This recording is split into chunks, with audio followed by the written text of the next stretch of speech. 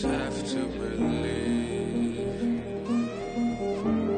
Flood, flood, flood in the streets, so they said. Blood, blood, blood in the streets of my head. Do you believe in me? Do you believe in me? We believed in you. We believed in you.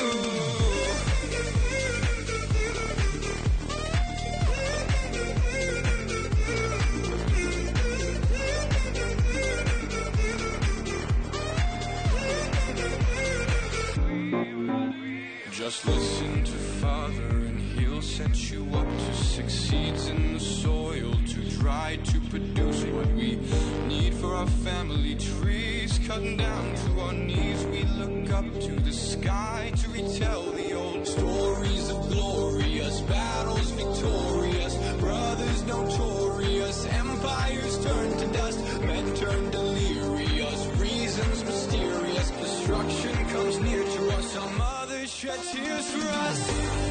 Do you believe in me? Do you believe in me? We believed in you. We believed in you.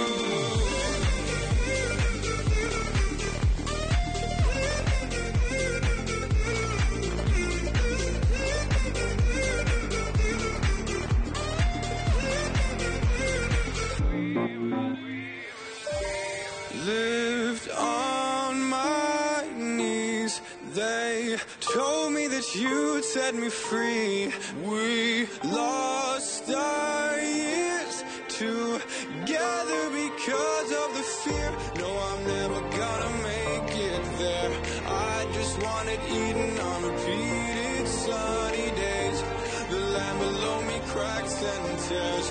Look into the sky through the thick and rainy haze.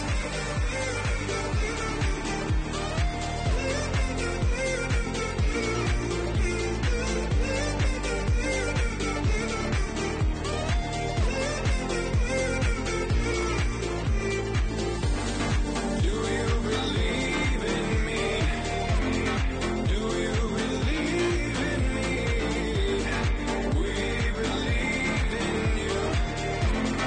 We believed in you.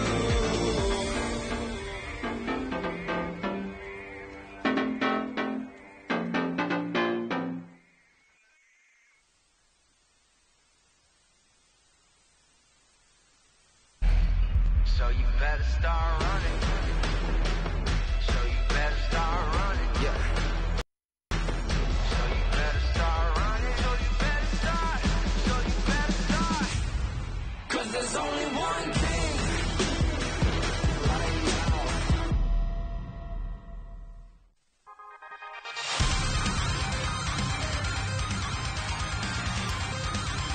Welcome back, ladies and gentlemen, to the APL Season 1, Day number 3. This is Group A, Day number 2. So the second time that we get a chance to visit our Group A teams. And of course, here is a look at the KT10 Giga Studio. Jamshil, Seoul, Seoul, South Korea. If you are in Seoul, you can come down and watch these teams and cheer for your favorite teams and players live in person. It's about 5,000 won a ticket, so get down there and buy your tickets early because it sells out super quickly. You get a chance to sit front and center and check out all of our fantastic PUBG players in APL Season 1. Yes, this is a really exciting day today. We've got Group A again. Day 2, 6 teams are going home after today, and 18 will move on to the next round. That's right. There is a lot on the line for our players today. You know, maybe not for our teams that place towards the very top of the rankings. They will look to kind of solidify their place there, but especially for the teams towards the bottom. You know, this is do or die. Yeah, right. Some of the foreign teams didn't fare too well on the first day. And there's a couple Korean teams as well who are hoping to maybe move out of that bottom 6 position, get into the top 18, and at least move on to the next round where you everything starts over, right? Yeah. Now, let me ask you, before we get a chance to get too far into this game, what were your big takeaways from Group A? Because it's been a week. Maybe our viewers have kind of like forgotten about it. What really happened that really stood out in Group A? Right. So we had Snake TC, a Chinese team, come out on top for the day. They had 2 chicken dinners, and here they are, looking good. Now, they're playing remotely from China, but that doesn't matter too much. They're playing very well.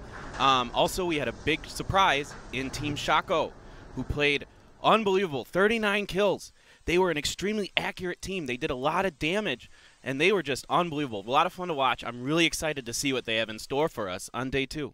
Here's a look at our other Chinese team, L-Stars. The L-Stars did not do very well. In fact, they placed almost last in the standings. It was a rough time for them. But for Snake, their sister team, or their fellow Chinese team, it was just, it seemed like they could do no wrong. They were getting out there and like battling a very sort of a contrasting style to OGN Enta's Ace, who would loot for a while and then go straight to the middle of the circle, camp out for the rest of the game. And so they had comparatively lower kill numbers. And talking about kill numbers, like, we can't talk about the carnage that went on in day number 1 of Group A without talking about our open bracket team, Shaco. Right, unbelievable. 39 kills. I think 15 kills more than any other team, or 11 kills or something like that. Nobody was even close. But yeah, that's the point. The show they put on was unbelievable, and they were super accurate on top of it. When you look at their accuracy statistics, most of them are hovering around 20+% on all of their weapons, which is an incredible rate of hitting people. That's right. They did it really quickly, but also very accurately. I think you were talking about 805, who had something like a 20% headshot rate. Yeah, so 805, 20% of the bullets fired from his guns were headshots. That's unreal. How do you do that? Like, I haven't hit 20% of like headshots with like shotguns or something. Like, that's like very difficult to do. So we've got very strong players, and here's a look at how strong our teams are. Now this is a look at not yesterday's games, but Friday's games. So this is from Group B. We had ROG Centurion. They had a lot of strong words at the beginning of the day, and they backed it up way up at the top. Then Detonator coming in at second place, Zod Gaming in third. Kind of a surprise to me, but maybe not to some of their fans. And I think the bigger names there were KSV Klest, who clutched out a win in the final round of the day, and other teams like Maxtill and OPGG Hunters, who both had very strong performances. Yeah, and we're seeing Kongdu Red Dot up there as well. A very strong team, very well known here in Korea. They continue to have success. Media Bridge Red had a very nice day, I thought. And Team Quadro won the FPP match on Miramar. So they look to be a strong team that I'm really looking forward to see playing more. And here's a look at the standings from our first day of the broadcast. Coming in here to day number 2, here's where the teams stand. Snake TC, our Chinese team, way up at the top. They are over 200 points in first place, and that is, it's going to take 20 kills to make up that kind of difference. So a very, very strong performance from them. Our open bracket team, Shaco, our Korean powerhouse team, OGN Entis Ace, that just looked unstoppable. Cloud9 had a strong run towards the last few games, like Game 3 and Game 4. They placed very highly. But the real stories for me are going to be things like our foreign teams needing to step it up. AHQ played well, but they didn't quite do as well as we would have expected. And Kongdu Gilly Suit, the kind of sister team of Kongdu Red Dot, also an uncharacteristically low placement from where we've seen them place historically. Right, and I think if you look at all the teams from 10th down to 24th, we want to talk about the teams that might be eliminated today, right? They all have a shot. They're all within a couple hundred points of each other. So if one of these teams has a really nice finish today, they can set themselves up to move on to the next round. Here's some of the stats that you mentioned earlier. It is incredible to see what our teams and players from Shaco have done. 805, 15 kills leading there, and of course 39 kills. Just an incredible 14-kill difference between Shaco and Snake in second place. And you look down towards the end, and it's just incredible to see the domination. You have our first 5 teams compared to our last 5 teams, and they are just miles and miles apart. Right. Another player I really think we should talk about is Bao Lei from Snake TC. He had the highest kill-to-death ratio on day 1, 6.5 kills to death. The next closest person was 805 with 3.75. So Bao Lei, our survival specialist, getting it done. at the end of matches and surviving till the very end. Really impressive play by him on day one. Very, very strong performance there. Also got to point out that Max Till, we haven't talked about them a lot, but they are quietly in third place for damage, and their team is really, really setting each other up very, very well. Lots of teamwork, shot calling. I think they also had a moment in day number 1 where they would like sacrifice a player and then use his like downed body as like bait for their opponents. It was really, really interesting to watch that. But, you know, we've already gotten a chance to hear from some of our players in Group A. Today we get a chance to hear from a few more. So let's go ahead and hop into the KT10 Giga Arena with our hostess, Young Kyung, to hear from 3 more players from Group A. So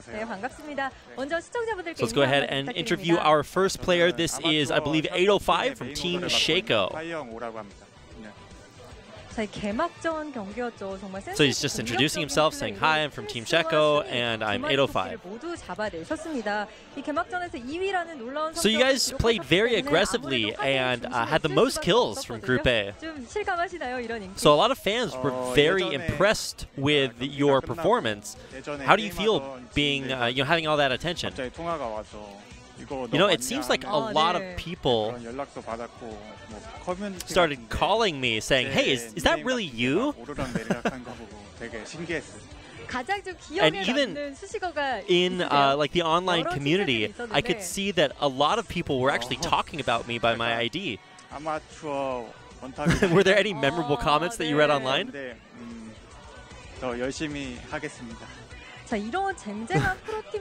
They seem more like saying that he read online that Shaco seemed more like a pro team than an amateur team. So how do you play that amazingly amongst all the pro teams? He said, you know, I still feel like we're an amateur team, but this really motivates me to practice harder and show better games.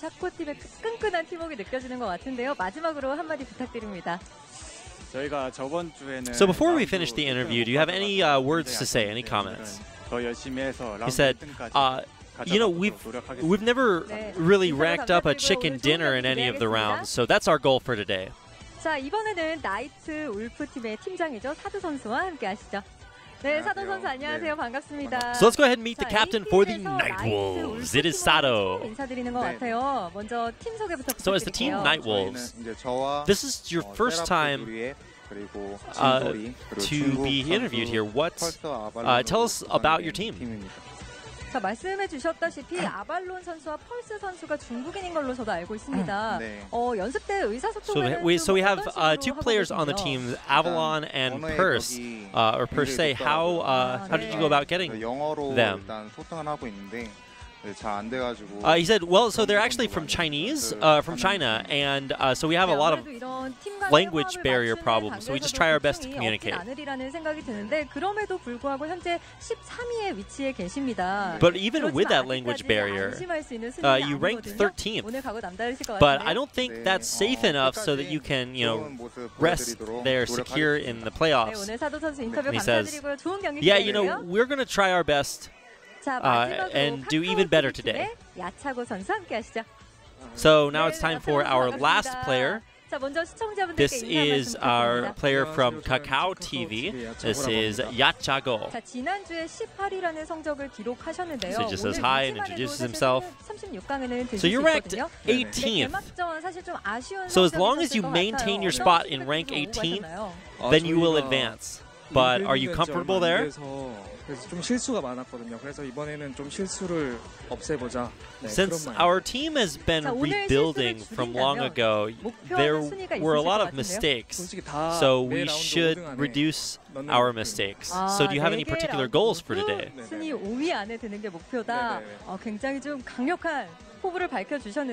he says, our goal is to rank top 5 in every round.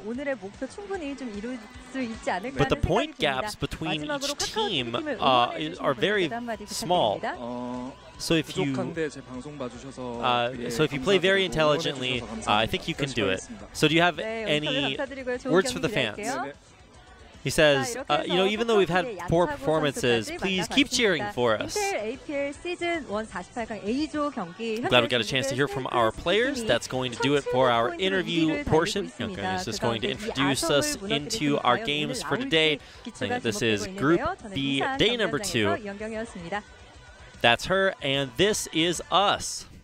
We're here, and I am so excited today. Now, there's 2 teams I want to talk about real quick that maybe aren't up in the top 5. They aren't quite as fancy, okay? The first, Akihabara N-Count. Okay. Right? They were only 15th in kills. I think they only had 10 kills total on their team throughout all 4 matches. Not a lot.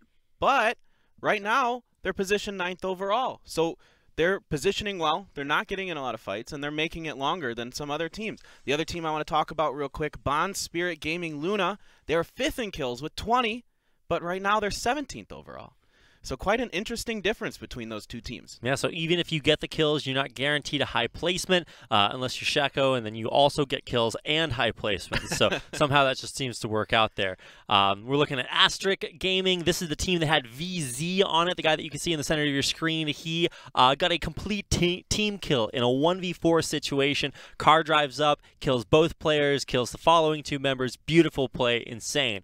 So definitely expecting maybe some strong individual performances, but they'll need strong team performances to climb up in the rankings. So definitely going to keep an eye on them. Also, Team Maxtill, a team that placed very poorly, I want to say, initially, but then managed to climb up towards the end. And quite keep an eye on the standings for that. But here you can see on your screen, Actos Stars Red, a team that had a very flashy start to Group A. Yeah, Hulk played very well for Stars Red. He did really well with the S12K, actually. He had quite a few hits with that. So he was their close-up specialist. He was really solid with that gun. I think he was 5 for 5 shooting the S12K. So I think he landed almost every hit he took with it, which really showed in his damage statistics at the end of the day. Yeah, damage statistics were insanely high there. I think we had who was the other player that listed the S12K? Oh, it was Nevermore from Kongdu Ghillie Suit. Yeah, listed the S12K as his favorite gun. I'm like, okay, man, but there's only one thing you do with that gun. So also, just to point out before we get into these games, I was a little bit confused last time we had, Day 1 in Group A, when we got a chance to see Kongdu Red Dot, or Kongdu Ghillie Suit, because on Kongdu Ghillie Suit's roster, we have their player Evermore. He's very, very popular. He's a very strong player, but he hasn't played on the team. So I was a little bit confused about whether or not he was going to play, and I don't believe that he is going to play on their roster. So just to confirm, he is there. Everybody wants to see him play, but he won't be playing today. Yeah, sad to see him not be in the tournament. He's quite a strong player in his own right. Does very well in solo games as well. So I'll be curious to see how they fare otherwise, though. Maybe they can pull it together and have a better result today. Well, let's go ahead and get into our first game. Once again, we have 2 games on Miramar and then 2 games on Erangel.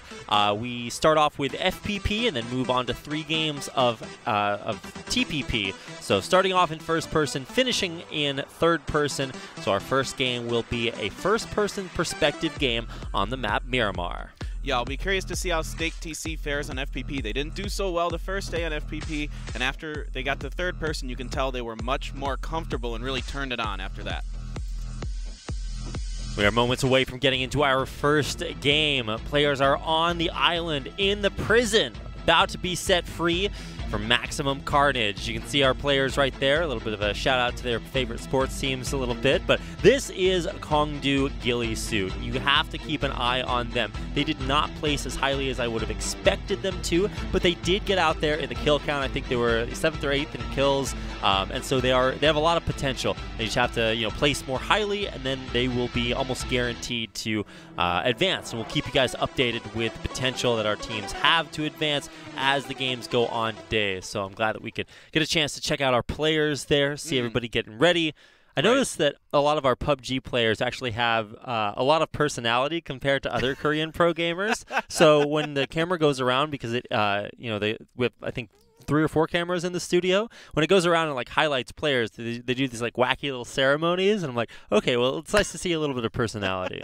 Well, I think first-person shooters in general, or in this case, third-person shooters, games that have a lot of like realistic shooting, like CS:GO, or maybe way back in the day, you know, Halo, Gears of War, these kind of games always attracted kind of different personalities than maybe say, you know, other competitive esports like World of Warcraft or StarCraft or these kind of things. So I think you see kind of more of a, I don't know, people who like sports.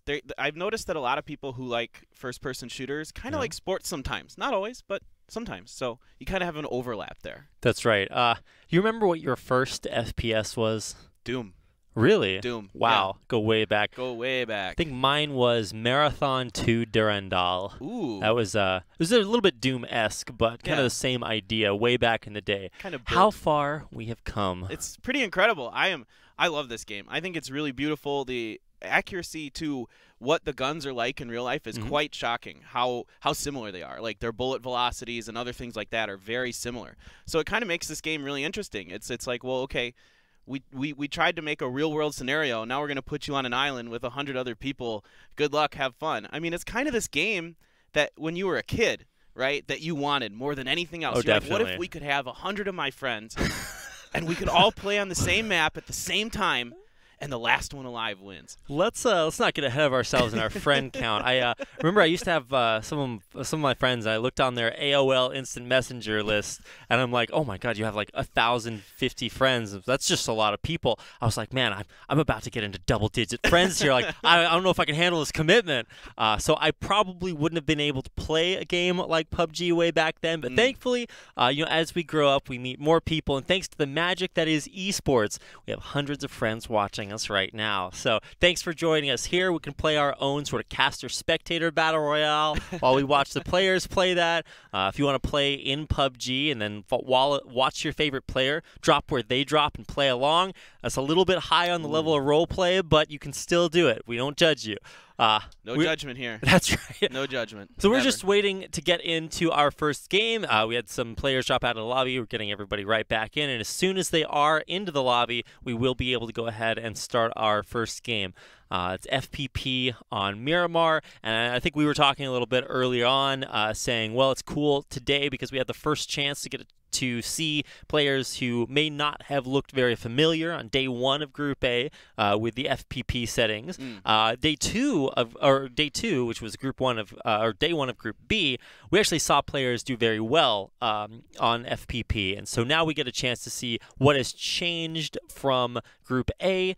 And how they have adapted to playing in first person. Yeah, I would expect that most of these teams, especially like Snake TC and a few others, went back and practiced a lot of FPP, maybe on the Asia server or on a different server, because you could tell that some of these teams, just when we got to TPP, they played much more confident and they were much better. They knew where to go. They knew how to position, because in FPP, your positioning is a little bit different, right? Buildings are even more valuable in TPP, but in FPP, you can make some other positions that have a lot of vertical cover or a lot of horizontal cover work better. So there's kind of knowing where those positions are is where a lot of teams, I think, struggle with FPP. They don't know outside of buildings and cities where are good spots to kind of set up and make your stand. That's right. And so in FPP, what we see a lot of times is that you have players that have come over from other FPS esports, and for them, FPP is a little bit more familiar just because that's kind of all that they've played. And even in South Korea, there are a few FPP, first-person shooter titles that are very popular, and so players have had kind of that experience, but it's been a while since I've played a whole lot of third-person shooters. Think back towards maybe there was a couple of Tom Clancy games that I played that were third-person. That was a little bit weird if you guys just played Metal Gear Solid back in the I don't know if that counts as a shooter, but anyway, all I'm trying to say is that there are definitely some players who have an advantage in FPP, either with prior experience in PUBG or prior experience in other games. So. Yeah, one player I thought of was Wysung from AHQ. He's from Taiwan. and he's well known for his CS:GO play and other things. And he was their best slayer on day 1 last week. He had 3 kills and did the most damage on his team. Their team as a whole, though, didn't have too much success on day 1, so they're probably looking to turn that around today. They really survived for so long, but you have to realize when you're watching pro games, teams survive for a little bit longer than maybe you and your friends when you drop. So that's a little bit different, to say the least. Certainly different than the games I play. A little bit. All right, well, let's actually go ahead and kind of look at the teams for day 1. We have them up here on our screen. You guys don't quite have them on yours, but we'll get those up there in a minute. Just to talk about some predictions, which teams you expect to do well. What's your prediction for Shaco this time around? Do you think that they'll be figured out by the other teams after having watched them play once? I think we'll know pretty early on in the first match, because they were dropping to Impala on Miramar uncontested. Right. So I'm curious to see if anybody wants to challenge them there. I think if they get to go to Impala again uncontested, I think they're going to have another strong result today. The other teams, I'm curious to see how they do. Of course, OG and Entis Ace, they're maybe the best team in Korea right now, so I look to see them continue to be strong. The third team I'm really interested to see how they do is KSV No Title. Right. Now, Sexy Pig had a really nice day on day 1. He was their top fragger. But, you know, they didn't finish as good as maybe they probably wanted to. I think 7th place overall. Right. So hopefully they can maybe turn that around. I expect to see them have a strong result today. I would hope so. I mean, you look at a team like either KSV team. Kless picked up a chicken dinner in Group B. So you have to look over towards No Title, which everybody would expect to be maybe a slightly stronger roster, to say, well, you know, is this team really, the stronger roster? They were kind of hyped up going into this tournament, but didn't quite live up to it. Of course, still top 18, still almost definitely going on to the next round. But if they place abysmally today, well, their fate may be in jeopardy. Right. I mean, even if you're in the top 7, top 8 right now, you could still fall down enough if the other teams do well and you have a couple bad games. You finish 22nd, 23rd, 24th. There's still a chance you could fall out and be eliminated today. Getting a final look at our teams. You saw KSV No Title right there. WGS on your screen for now. Looking at Cloud9, a team that kind of had a very surprising sort of rise in the standings. How will they fare here today? Let's go ahead and get into our first game. This is going to be a first-person game on Miramar.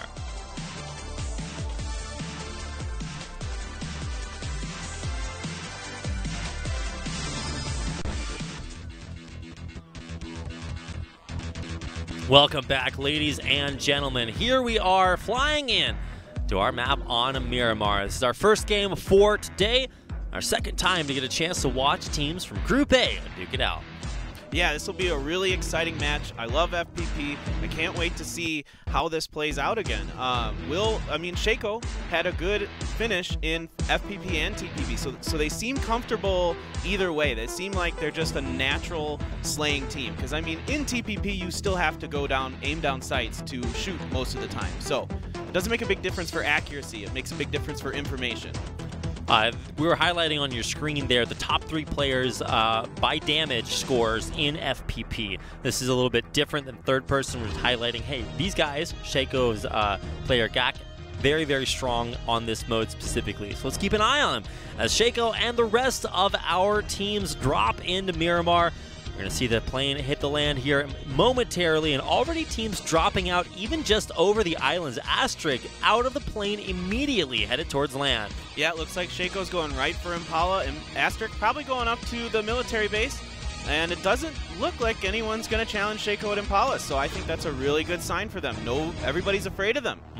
OPGG Rangers headed down to Puerto Paraíso, and it's going to be interesting because they will be directly in the path of Shaco when they come out of Impala. So.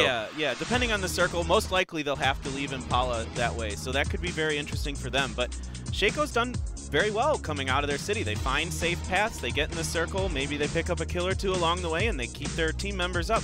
They also had the most kills knockdown. Per death. Kills per death out of everybody.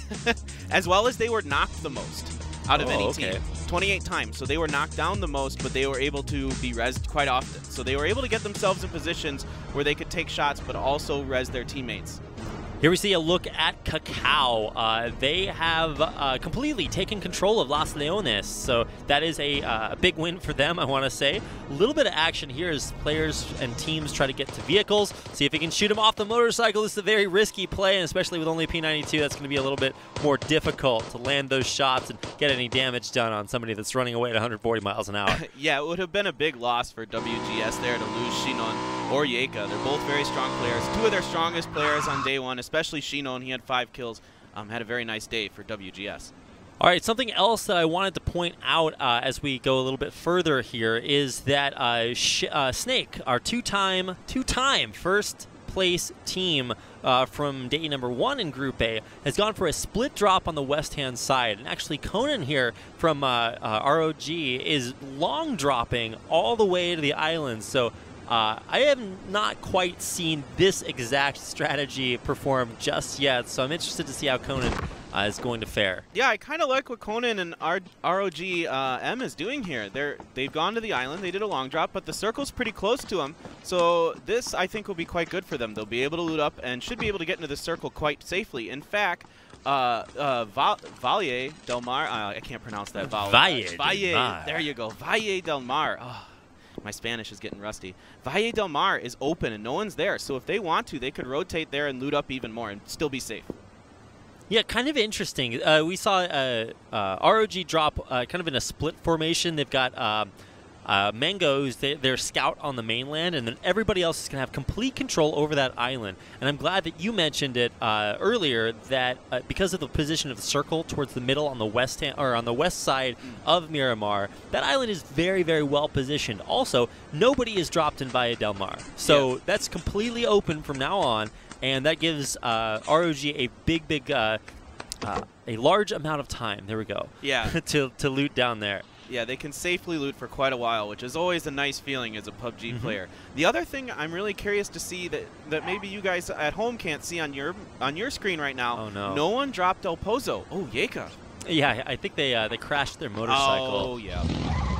Happens to the best. I think they were trying to either stop and pick up that buggy, or maybe just had an unfortunate, a happy little accident. That's what we call them now. Yeah, sometimes you clip a piece of a rock or something and it kind of sends your vehicle in a little bit of a funky direction. And that happens from time to time. I was learning to ride a bike when I'm like 5 years old.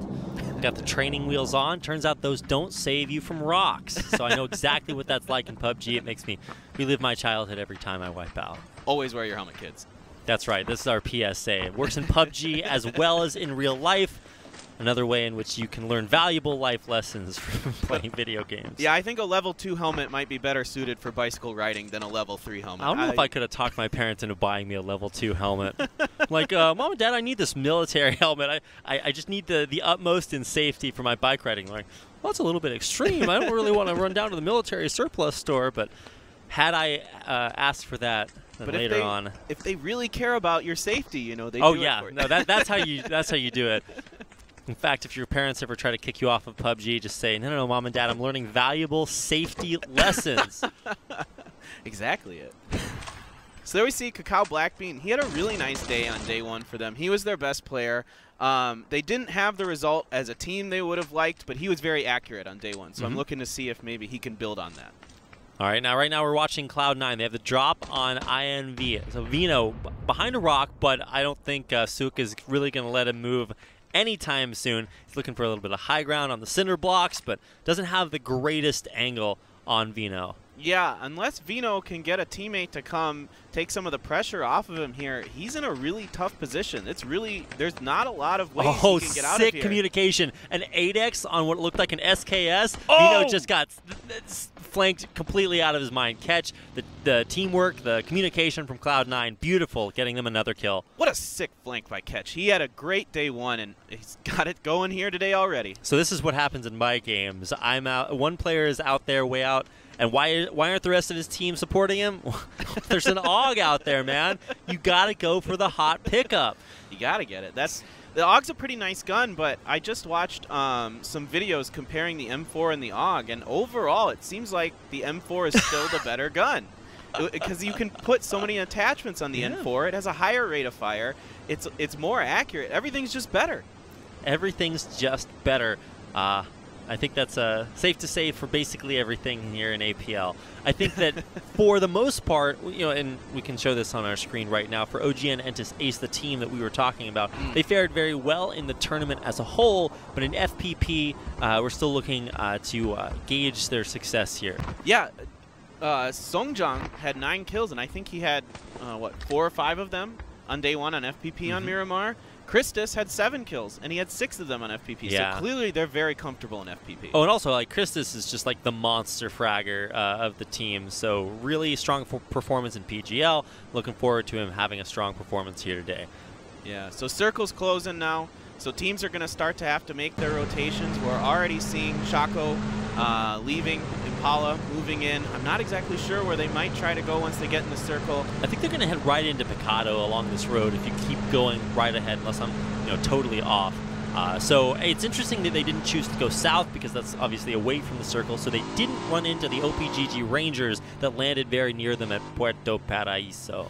Yeah, I think it was a smart play by them to take the road north of Los Leones. You don't want to really drive through Los Leones. There's a lot of buildings, a lot of ways that people can get the jump on you, and this road's a little safer, I believe. Now, Picado's wide open again, and so maybe they can get in there and just hold that for a little bit. Yeah, this is like the exact opposite of every game you play on the regular servers. Just nobody lands Picado. That's kind of interesting. It's wild. Now, one thing I want to point out that, again, you at home might not be able to see is that Asterisk is still up in military camp. They're taking a little bit of blue damage, but this is a viable strategy because the loot is so good there. It's worth it to take some damage before you decide to leave. Keep an eye on now player or team rather that I would like to look at here. The Night Wolves. They have done they had a mixed success, I want to say. But you heard from them in the interview saying, hey, you guys have had success in other places. You're working with 2 Chinese players. What's that language barrier like? How does it affect the communication? They said they weren't as experienced with it, but they've had a lot of time to practice, so hopefully that will look a little bit better here on day 2. Yeah, Shaco's opted to take this hill here to the east of Picado and kind of try to gatekeep on the Night Wolves and another team. I didn't quite catch who it was, but they have a nice position here to maybe pick up some early kills. They're showing their aggression again. Yeah, Shaco versus Night Wolves will be kind of a face-off that we want to keep an eye on, but they're pretty far away from each other, and then they got decent cover inside buildings, so I wouldn't expect too much action there for now. Yeah, and Shaco might be in a little bit of trouble soon. There's still a couple teams in Los Leones that need to rotate in the circle, and Shaco might be in their path. I'm not sure, but here we see Zerzang taking some shots at Gak. Yeah, great long-range fire, even with just a red dot and a hollow. He's still able to hit quite a few of those shots. I think is that smoking? Yeah, I think they had to get out of the truck, so they will have to switch vehicles a little bit and consolidate. Shaco taking a lot of fire at long range. Yeah, Nightwolves doing a good job kind of punishing Shaco for trying to set up and camp them a little bit. But at least they get out safely. No casualties just yet. In fact, we've only had 1 player die. Did you catch which player that was? I did not see that on the screen.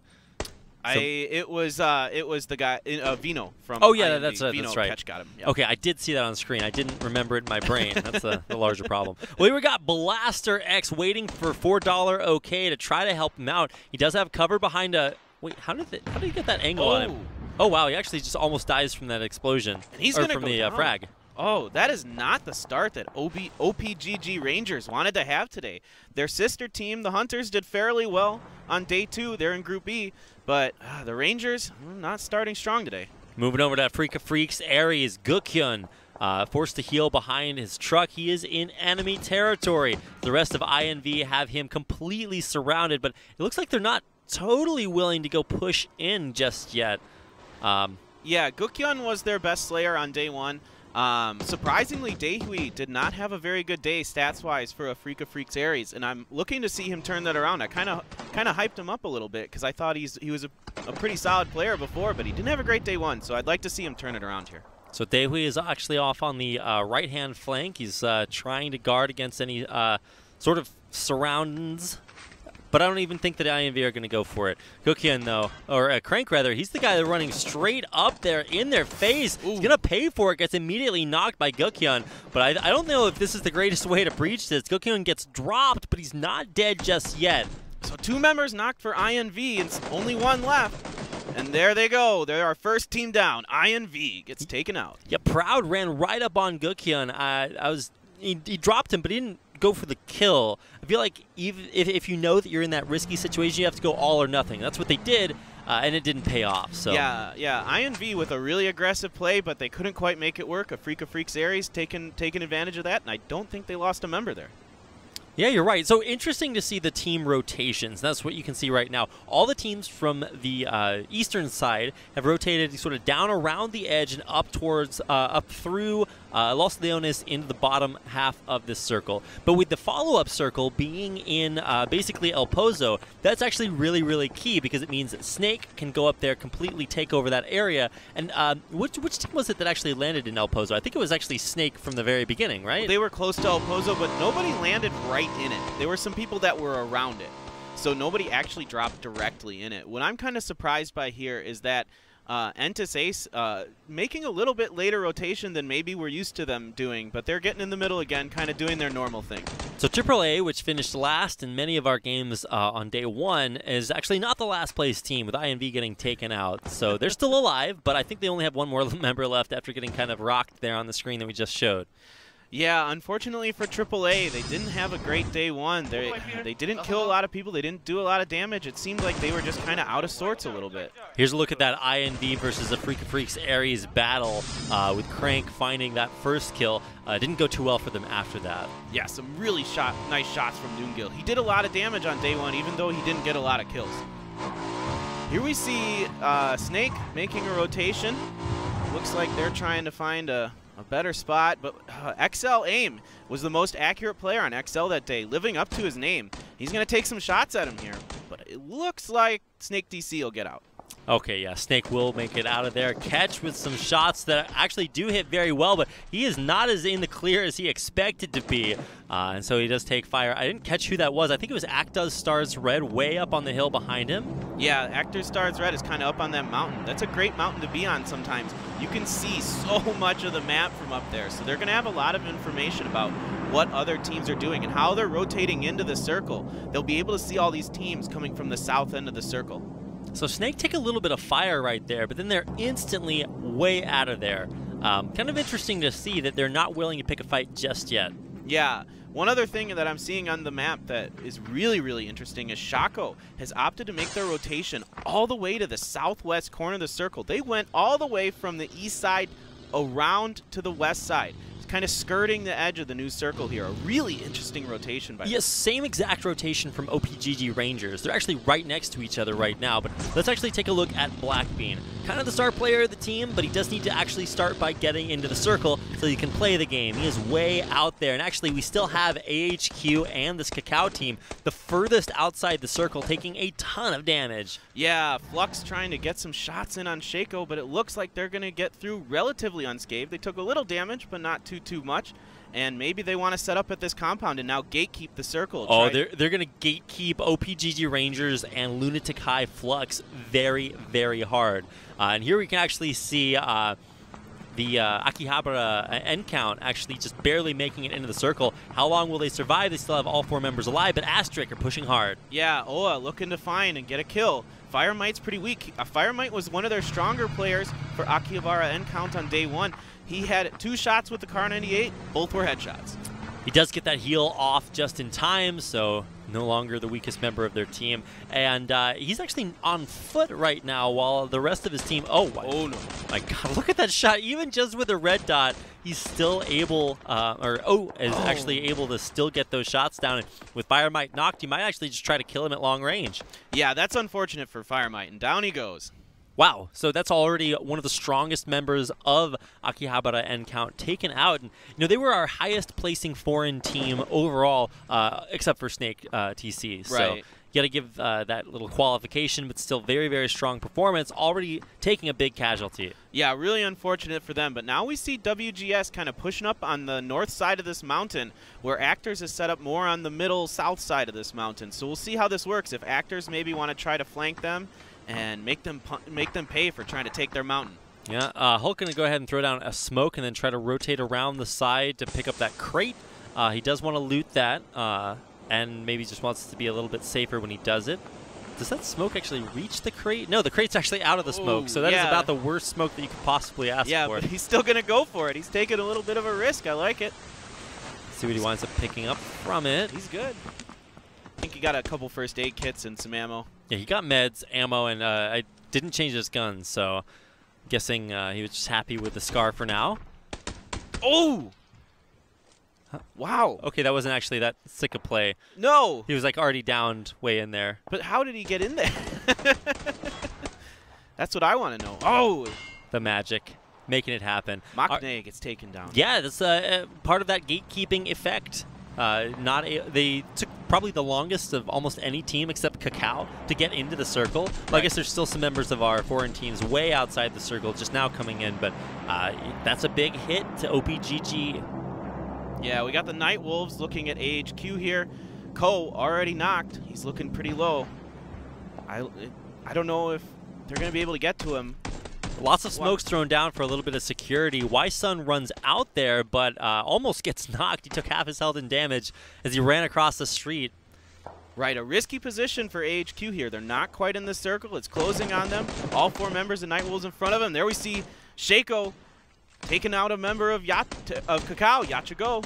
Yeah, Kakao were very weak as they they drove into the circle after taking a bunch of blue damage.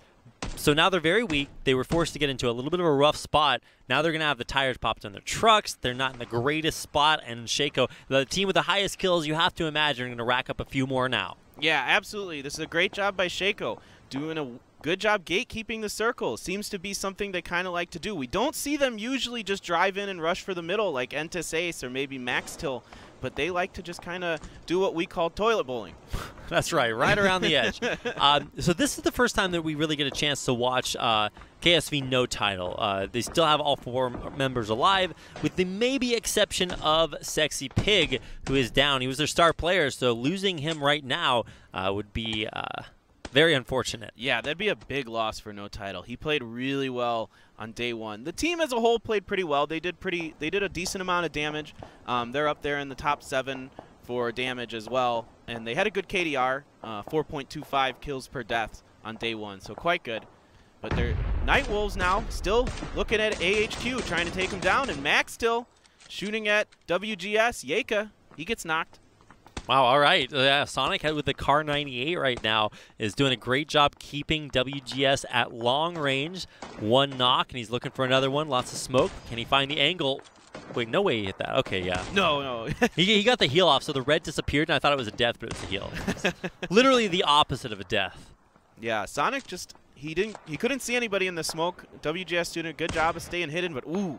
Shinon's got to be careful. His head is poking out just a little bit there. Yeah, those hay bales offer almost complete cover, which means that, yeah, he could still die there. Let's look at long range. Max still actually getting a kill there. Hancock able to drop Sei Wu at long range. Y-Sun from that AHQ AAA battle off way somewhere else, able to finally take out what I believe was the last member of that team. No, they're still got 1 more up, I believe. Okay. But they're close to being knocked out again. Unfortunately, AAA, they don't seem to have much luck in the early game. Now it's Shaco versus ROG. H2RU dropped. 805 and GAC, the only ones still up here. And will they be able to take out ROG, who have the high ground advantage?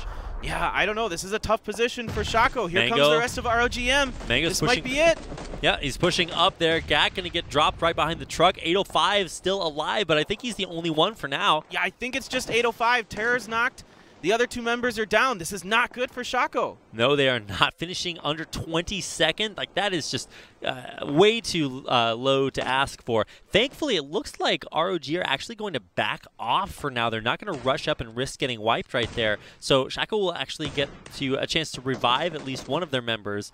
Right, most one of their members, because the rest are dead. Yeah, it looks like maybe the Night Wolves are coming up here over that hill behind them. Or no, is that L-Stars? L-Stars, I'm sorry. And no title. So there are 2 teams coming up behind Shaco there. They're in a really tough position. They might get pinched here.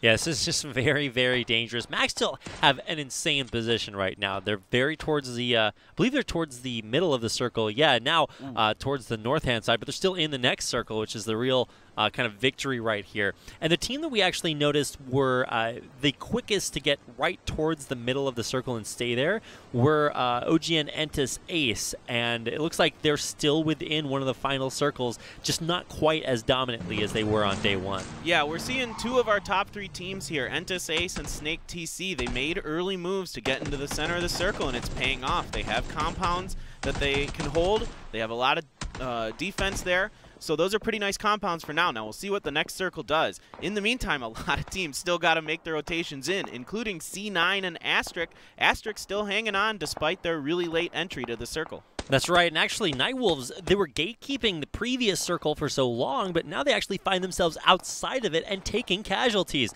Kongdu, or KSV No Title, taking them out at long range and kind of returning the favor, gatekeeping them outside. But now we focus on Temeria here. He's in the same compound with Snake TC, two of our best placing teams from day number 1 of Group A.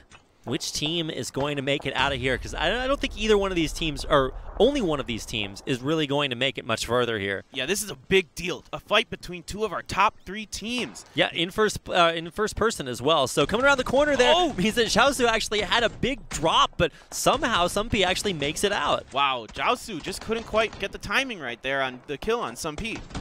That's right. Now Christus, having heard those shots, realizing the positioning of probably some of these Snake players, has the opportunity to run around the corner. But, I mean, this is first person, so this is really about as risky as it gets as far as going for a breach. Right, and I just caught on the mini-map that Sojong was able to take down a member of Snake TC, so they're down to 3 people, and Wang is knocked as well. Yeah, Wang, you can say Wang88. I think it's actually Wang Baba, because that Ba is 8 in Chinese, so that's the way you do it. He is knocked right now, and I think that is actually their last member going down, if I'm not mistaken. Entis with a full wipe inside the compound. Well, yeah, it looks like Snake backed out. So they backed out. Yeah, all right. Baole and TC66 decided to, we don't want to do this anymore. Probably a smart move. Hancock, a very strong Slayer. He's already got 2 kills today. Let's see if he can keep that up. Asterisk trying to push into the circle now. Now, Asterisk is going to have very good loot here due to their long time spent in the military camp. Hancock. Oh. What is Grammatic doing there? I don't know what he's shooting at there. He's just kind of shooting. I think he thinks that's a person or a vehicle that he's trying to pop the tires on. I can't really see it through his red dot sight, but it's out there. I'm not too sure what he's thinking there, but No Title's got a nice little position up on the hill here. C9's managed to get into the circle with 3 members up, so not a bad push for them. Another pretty good day for them so far. They're making their way in. Yeah, I think they only lost Sayurka. I didn't catch which. Yeah, I think it was that. I think you're right. Okay, but let's actually focus a little bit on probably towards the bottom of the circle. That's I think where most of the action is happening as Kongdu or as C9 face off against KSV No Title. If we were actually just checking out, what was it? ROG. They have one member, Kane, who is just camping outside the blue for as long as possible before running in. Yeah. Grammatic here with the silenced Groza trying to take some shots onto Actor Z, but it doesn't look like anything's connecting. He's got good cover there. Ooh, 2 members. C9 just got knocked. Sexy Pig with a nice flank here. Yeah, now Sexy Pig by far the star player here, and he's getting a great angle for No Title, but this is just like a textbook, I guess, fish in a barrel kind of situation for No Title. They've got C9 in a rough spot. They're on the low ground. They all get taken out, and that is a beautiful way to push in for No Title. Yeah, a really nice push from No Title, working the flanks really well, getting in position, and just hitting their shots. A great job. Looking at a bunch of frags going in there as Asterisk try to break into a very popular compound. It's got Max still in there. I think one other team there, Uri, gets dropped almost immediately by Asterisk as they push in. But now we get a chance to check out Kane. He was the player that I mentioned staying outside the circle for so long. He has almost no health, and he's running right into KSV No Title. Oh, will No Title hear him? They're moving themselves. They're taking shots. Esther gets on a motorcycle. Sexy Pig's cooking a grenade. I don't think they know he's there. Nope, they're just going to let him go. And Kane is just content to be a sneaky snake. Wow. So Kakao right here and ROG, 2 of the teams that took the longest to get into the circle. Kakao looks to have actually made it with half their team members. ROG not quite so lucky as Kane. Tries to push in, but Sexy Pig and the rest of No Title are right there waiting for him, gatekeeping the inner circle. Right, and N2A still all 4 members up, but they got to push into the circle, and there's 2 teams in their way, 3 teams in their way, as they're going to need to try to push, but they get the kill onto Embridge 1001. But here's Baolei. He gets a knock. Oh, a nice way to push up there. Baolei getting taken down. I believe that is the end of Snake, if I'm not mistaken. Yeah, that was their last player alive. They finish in 9th place. Kakao Yoni in a not too bad of a position here. He's still in the circle. He's got a little bit of time before he has to move, and he's just looking to find somebody to put some shots on. But there aren't too many people in his view range, which is probably good for him. No Title looking to have an amazing position so far in this game. Yoni peeks and gets dropped instantly. That is probably not the angle he wanted to take there. Gets taken out, and with him, Kakao goes down. Yeah, Entis Ace has a great viewpoint from on top of this oil well. I guess that's what I'll call it, an oil drum. Sure. All right. Correction, Try is actually still alive there, but he's at the base by himself. So, I don't know what his future is going to look like. Also, top 6 teams right now, and there's a 1 member of Akihabara N-Count still alive, so a very strong placement. This time, they will actually be the highest placing non-South Korean team, so very, very impressive improvement from day number 1. Look forward to seeing them, and of course, the later stages, but this is No Title, and this is kind of what they do best. They've managed to survive with their 2 strongest members, Sexy Pig and Esther, and this is a duo that performed very, very well, no matter what you've called the team that they've been on. Right, but it looks like this is Entis Ace's game to lose. They've still got 4 members up. No other team has more than 2. And they've got a really nice position. They have all the information. They can pretty much see everything on the map. But Christus gets taken down. Oh, that's right. And this is our final 10 players. Esther got knocked off the motorcycle as he and Sexy Pig were trying to make it in there. Max still were the players to get the shot on them, but they get taken out at long range as well. So that might actually allow KSV No Title to actually rejoin each other right down there at the bottom, but this is going to be a very difficult situation for Esther, and I think he's actually just going to drop. Yeah, because he had been knocked earlier. So. Sexy Pig versus the world. Can he make some of these grenades work? Yeah, he threw one up there. He's got a nice angle. It actually does knock them completely off. Did he get knocked by fall damage? Are you kidding me? Oh my god! Sexy Pig with the sickest frag that I've seen all tournament long. Sumpy falls all the way down and gets knocked. So he's actually trying to maybe crawl over and get vision of Sexy Pig, but I think he actually just wants to stay safe and maybe wait for the rest of his team because they recognize it's a 1-on-3 situation. Entis Ace have the advantage. Yeah, and I'm kind of surprised Sexy Pig isn't trying to push his advantage here. He knows he's got 2 knocks. He knows he's got 2 members of Entis Ace down. I'm really shocked that he isn't trying to take advantage of this. I think at this point you just want to make sure you are in as good a position individually as you could possibly be. Maybe even now playing the circle, hoping that it's in his favor. But honestly, 3-on-1s are just almost impossible to come back from in this final circle. Yeah, and unfortunately for Sexy Pig, we just did get the next circle, and it's not in his favor. He is not in the circle. Both members of Entis Ace are closer to it, so he's going to have to wrap around. Actually, it might kind of be in his favor. He has a longer distance between him and the circle, but that also means that, you know, for Entis Ace, they have to push down the cliff, and so he will actually be able to get the drop on them from the high ground.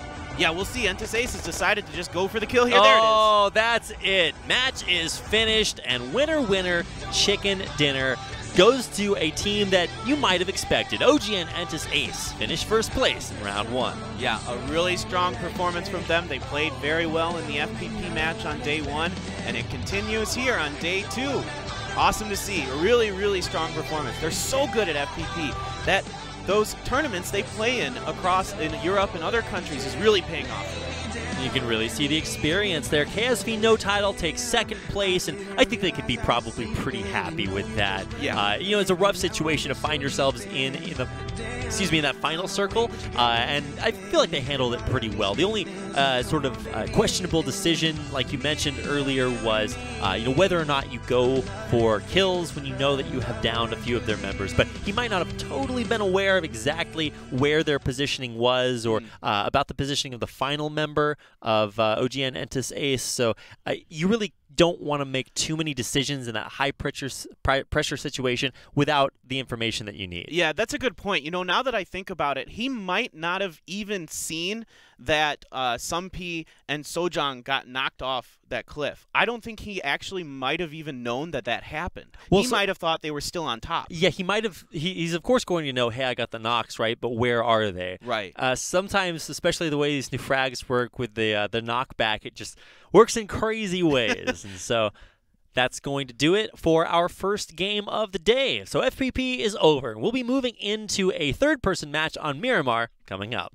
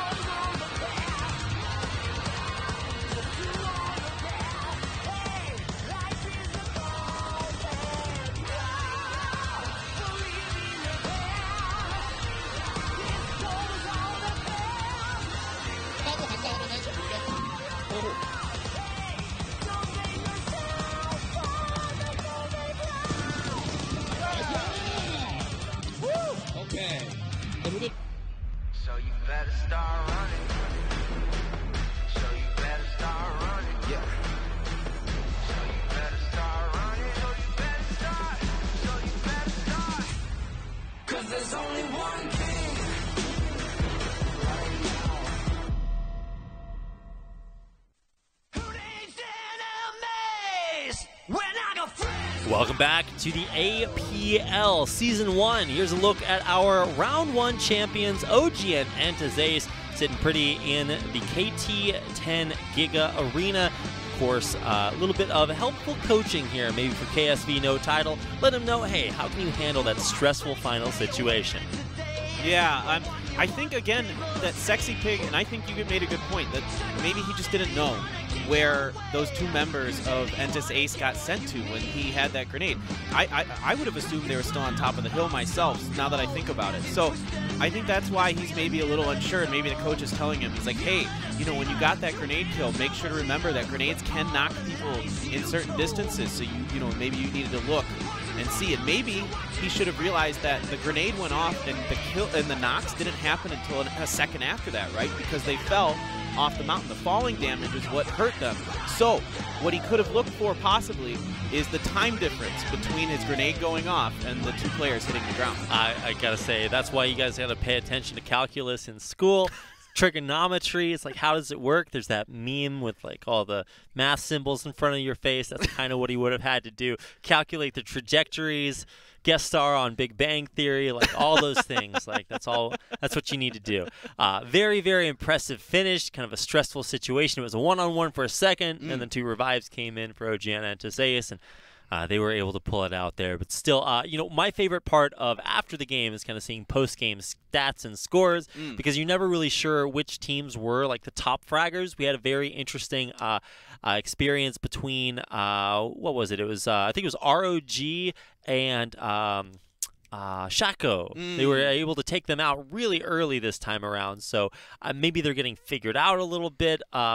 I thought it was going to be a little bit dicey for Shaco, as they kind of had the same path and rotations around the map as OPGG Hunters, but they did not fare nearly as well and wound up going down a little bit early. Yeah, they got kind of pinched. They got caught out in a position that didn't have a lot of cover, kind of out in the open.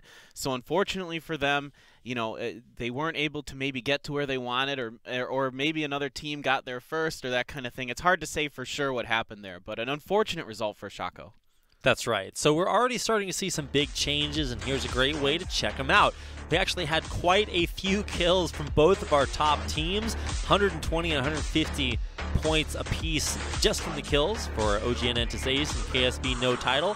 What team is missing on that front scoreboard? Well, it's Shaco. They did not place that highly, and really, aside from our top two finishers, kind of, you know, I guess uncharacteristically low kill counts from our lower teams. Yeah, really nice finish for KickoffTV. They did not have a good day one, so this is a nice start to day two for them. And I'd like to point out again, Akihabara and Count, only 3 kills, but they get 5th place. They just kind of keep doing this really sneaky game where they're just getting into these positions where they're not taking a lot of damage, they're not getting shot at a lot, and they're having strong results because of it. Well, here's finally where we get a chance to check out Shaco. They go down with only 1 kill in 20th place.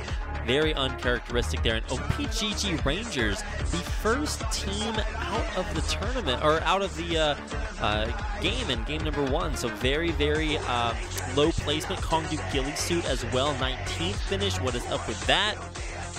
Nightwolves in C9, 15th and 16th. Yeah, I was really surprised to see C9 down that low. For some reason, it kind of felt like they did a little bit better than that, but then I remembered, oh right, they got caught out in the open when they were in those hay bales, and they got flanked by, I believe it was Nightwolves? No, can't be Nightwolves. I believe it was either KSV no title. No title. Yeah, no title, I believe. So yeah, they did get caught out very early and couldn't quite get themselves out of a very difficult situation. They finished with only 2 kills in a much lower place than they would have wanted. Yeah, but Entazace, they're still showing why they're maybe the strongest team in Korea. They are having another great day. Now, the other couple teams that you could maybe argue were the best teams in Korea were No Title and maybe MVP. And MVP did not have a good day one in Group B in the APL. But No Title showing why they're also considered one of the top teams in Korea. Absolutely. The other team that took 2 chicken dinners on day 1 of Group A was Snake TC. They finished, I believe, 9th, 7th, 8th, or 9th. Yeah. Somewhere in there. Yeah. One of the 3. Anywhere from 1st to 16th. Well, they're in there. Yeah, they weren't in the bottom 6. I know that. They did a little better today in the first person. They positioned themselves a little better. They made an early move to try to get into the circle. So I think that really helped them get a little bit, a better finish than last time.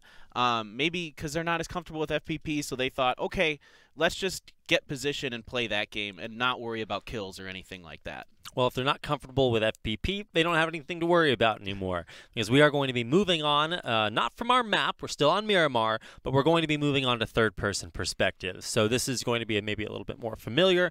We heard from the closing interviews in Group B that a lot of teams are actually practicing Miramar quite a bit, not exclusively, but it is the newer map and the ones that teams have a little bit less experience playing on. So still kind of getting used to the rotations. You can see some teams look very, very polished, but quite a few of our foreign teams actually had a lot of struggles, even just making it into the circle. AAA were totally gate-kept from the circle for basically the entire game, and just had to kind of make do with placing, I think, next to last. Yeah. So a very difficult experience for these teams that are less familiar with one of our newer maps. Yeah, and I was surprised to see Shaco not do quite as well, because they did very well on Miramar in the first 2 matches on day 1. It seemed like they kind of had this map pretty well figured out, and they got Impala alone again, so they had all the free loot, and even though the circle wasn't quite that friendly to them, they still had enough time to make the rotations.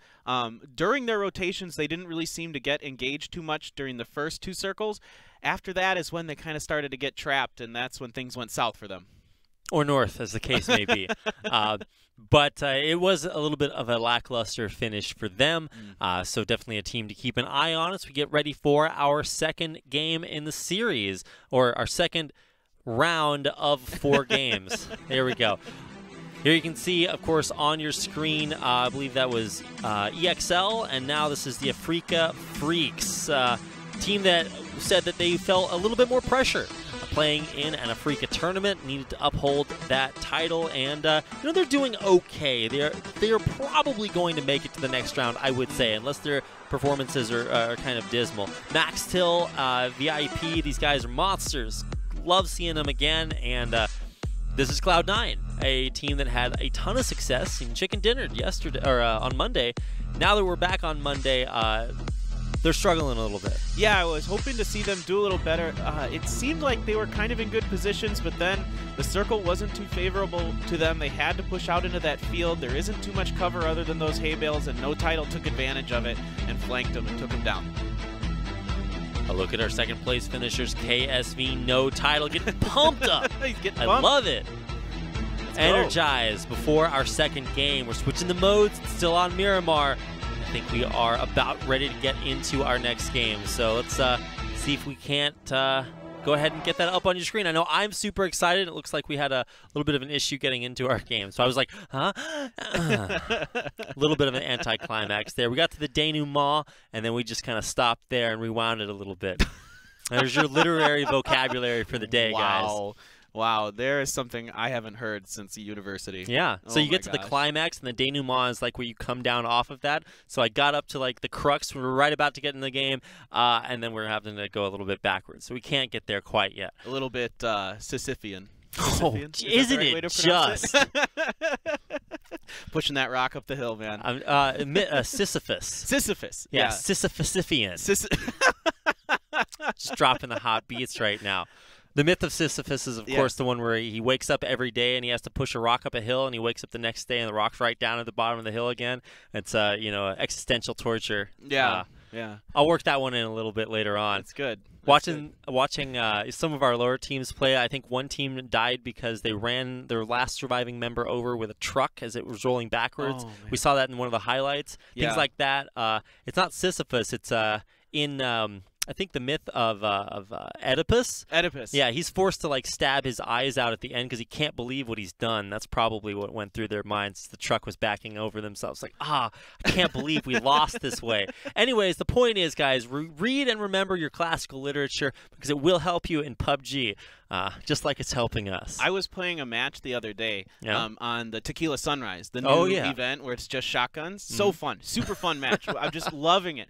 And we had a really nice position on top of a hill. There were 4 of us left. The other team maybe had like 2 or 3, and then another team with 2. And this other team came right at us with a vehicle. Well, we were shooting him as he was coming at us.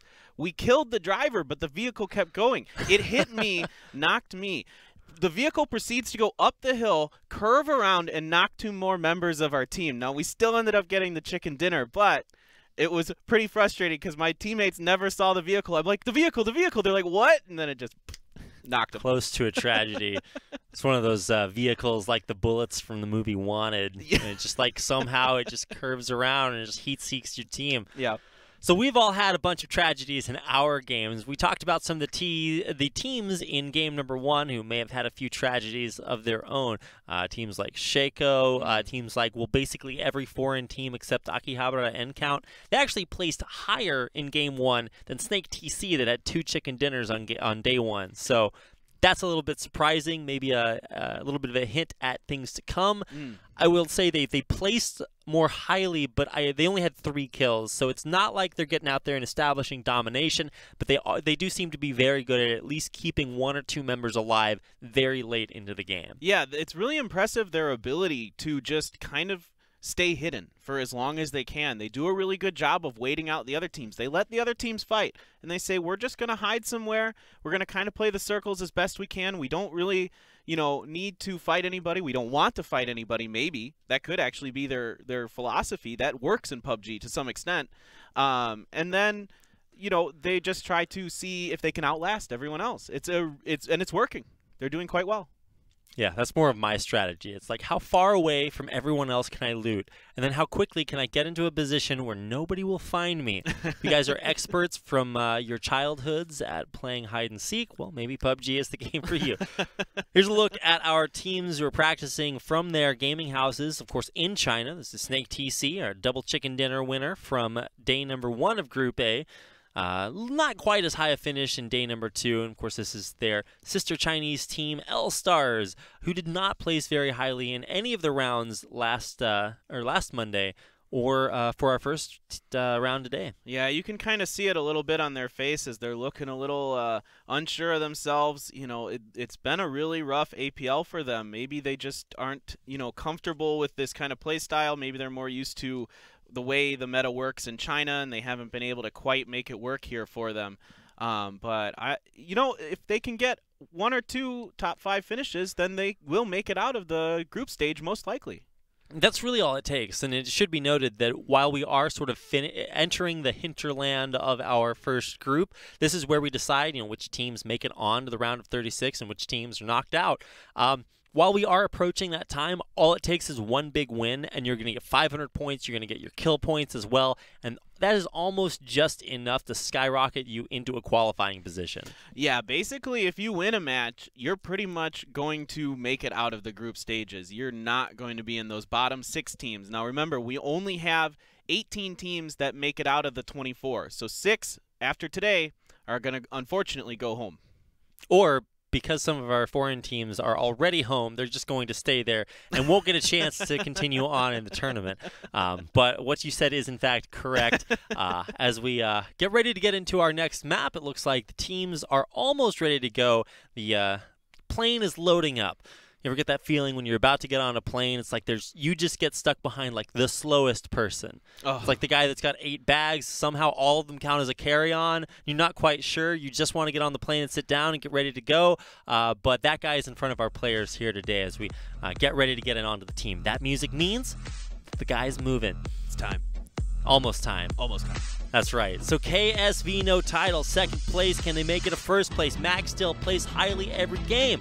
They have yet to achieve the tastiness of a chicken dinner.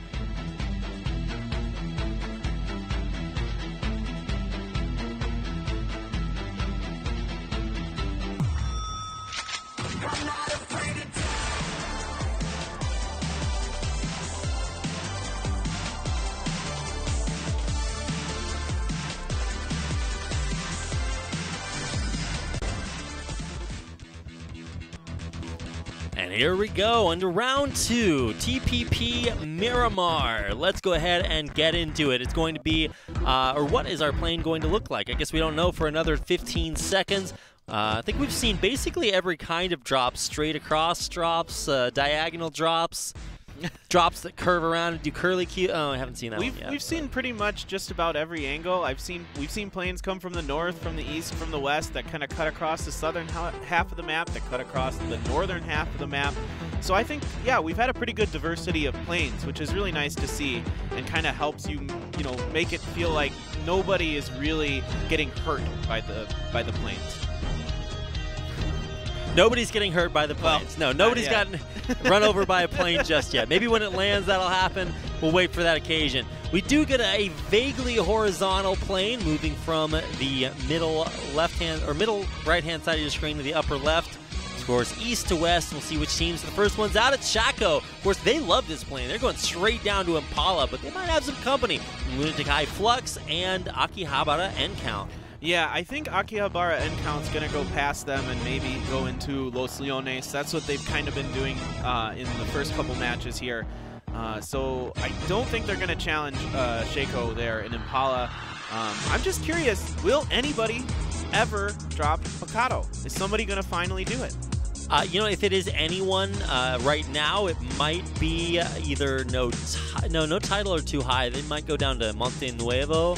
Maybe Bond Spirit Gaming, yeah, they could definitely go down there. Maybe Cloud9 goes down there. They're right by Power Grid right now, but it does look like they're headed that direction. And our final teams to drop out of the plane were OGN Entis Ace and Actos Stars Red, who will go up to La Cobreria.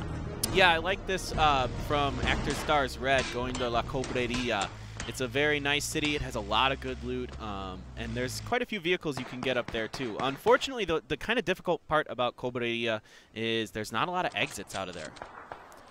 No, I mean, this is a wide open world. You get to play in it however you want, but unfortunately, sometimes there's only so many roads that lead home. So there's nobody that says that you can't go there, but it's about how you get there. Yeah.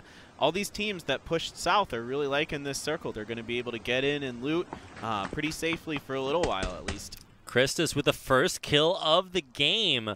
Going to take out AAA's Huahead. That is not the way that AAA wanted to start the game. And Huahead was AAA's best player on day 1. He did the most damage and had the most kills, so that's a really unfortunate start for them. Very much so. Ooh, Slacko is actually knocked right there by the other member of AAA, Bossense from inside the compound. So that's a nice angle. Maybe getting some revenge for his teammate. Yeah, it doesn't look like anyone from XL is going to be able to help him there. Slacko's kind of he's in a tough position there. I think he's about to get taken down here. Yep, there he is. So turnabout is, as they say, fair play. But now Bossense, like, what does he do? He's just trapped inside a compound with 2 members of the enemy team right around him. Never a fun position to be in when you're trapped and you know that there's 2 people looking at you.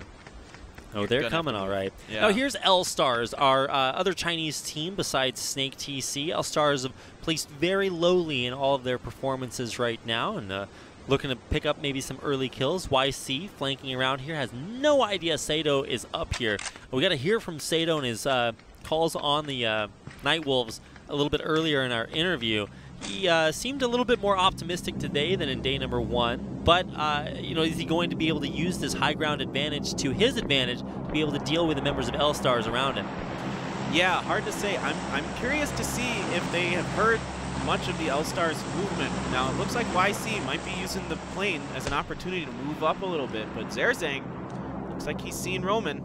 Does YC actually even know that Sato's there? I'm not exactly sure. I don't think so. Sato took some damage from somebody. Okay, maybe he does. I'm unclear, but it looks like YC is trying to get out of there. Oh! Nice shots! Okay, he doesn't want to play the trade game. I think he actually might have a... No, they both have SKSs, I believe. YC gets knocked. Okay, so YC is knocked. Roman's going to try to drive up, and YC actually gets taken down there. Sato playing the long game. Okay. Getting the P92 kill. Nice. I've seen it all now. That is that's a new one on me. Hey, we had a side-by-side, the sawed-off shotgun on day 1. Remember that? Oh, yeah, that's right. This is why you have to watch every day of APL, because nobody knows, like, what wacky way will players die next? P92's at long range. There we go.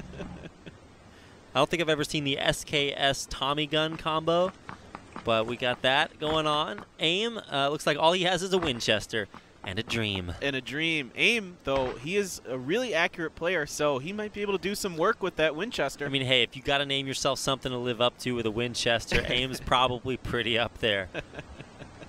I like that one. I like that name. Have confidence in yourself, you know? So here's where we get a chance to see where all of our teams have landed. Of course, Lunatic High Flux went way down there to Puerto Paraíso. And then Shaka went back to their same town of Impala. No change there. Saw the crate. It's an AWM, but no teams really in position to take that. It would be Bonstars Gaming if it was anyone. Oh, actually, they might move out. A couple of players mobile. But it doesn't look like they want to go for the crate just yet. Yeah, Bonstars, that's their crate to take if they want it. Now, a member of Nightwolf might be able to see that. Ruizang. Hard to tell for sure. But there's a lot of good teams with good positions here. Again, Akihabara and Count. Kakao, who finished 5th place last game, looking to see if they can improve. No Title is a good spot. C9, good spots. All of those teams are they're in very favorable positions there. Now, we talked about Nightwolves. Now Sato is in a little bit of a rough spot. He got himself out of that, taking out YC earlier. So Sato's okay, and the rest of his team are all still alive and having no problems finishing up their loot right now. So Nightwolves, they're in an okay position, but Kakao are actually moving upward or moving northwards, pushing in to Los Leones, and so they might have something to say about each other really soon here. What we're getting a chance to look at right now is the Africa Freaks, as they are kind of trying to control San Martin and actually looking to go down the road a little bit towards Power Grid.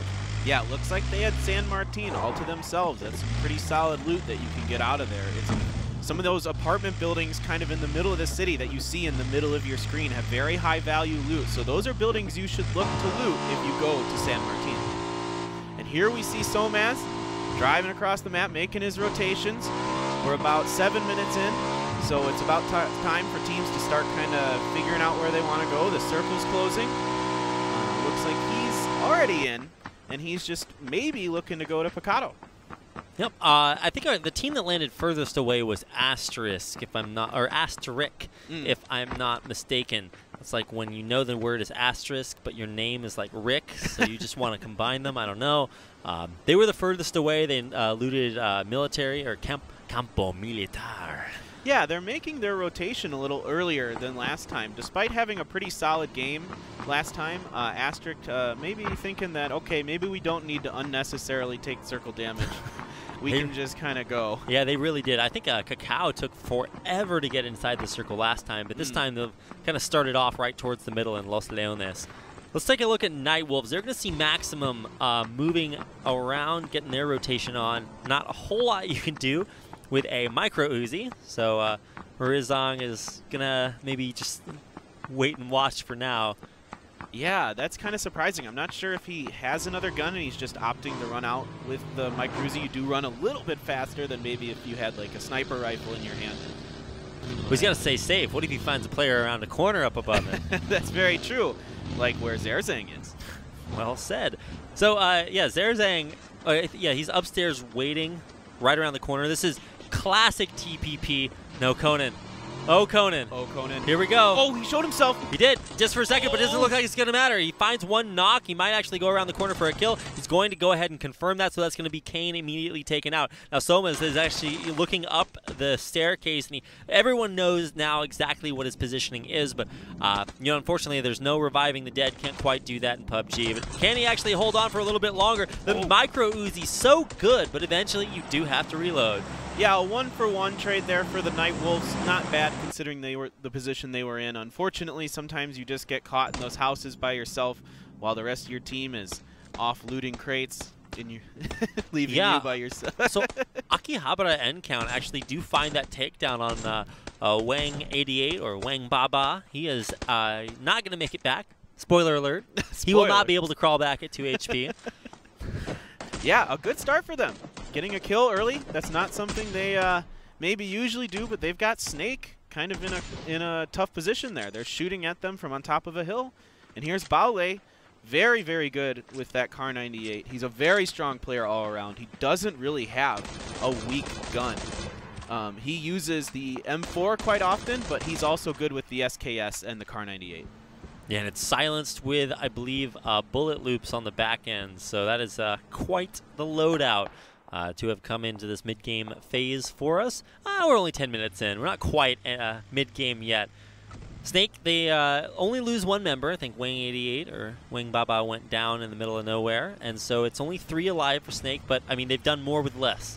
Right, exactly. They're not out of this by any means. It's rough losing a player this early in the game. But looks like they just got to rotate and hopefully find a new position they like.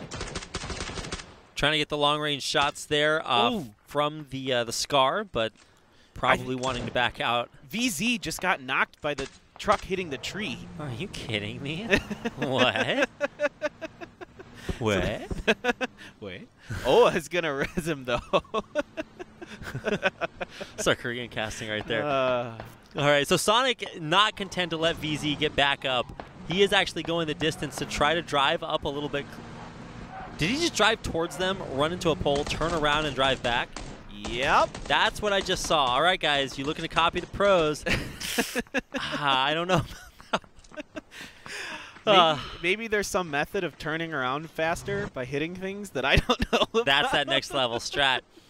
So AHQ are going to pick up what I believe is an AWM out of the crate towards the south. Always nice to keep an eye on that. It was either AWM or Groza, I believe. I didn't see both everything that was in both crates. But they're still way down there. Next circle is going to be pretty far away, so they will need to reposition. Take a look at INV. I guess they don't have room in the vehicles, man. They're all riding mopeds across there. Can't have passengers. No, Crank's just going to run back to his car as everybody else heads northward into the circle. Yeah, it looks like they're looking to take this little shanty town here. Nobody else is there. It'll be uncontested. I think INV, they had a rough game last game. They've had kind of a rough go of it in the APL. Maybe they should just try to play a little safe. Oh!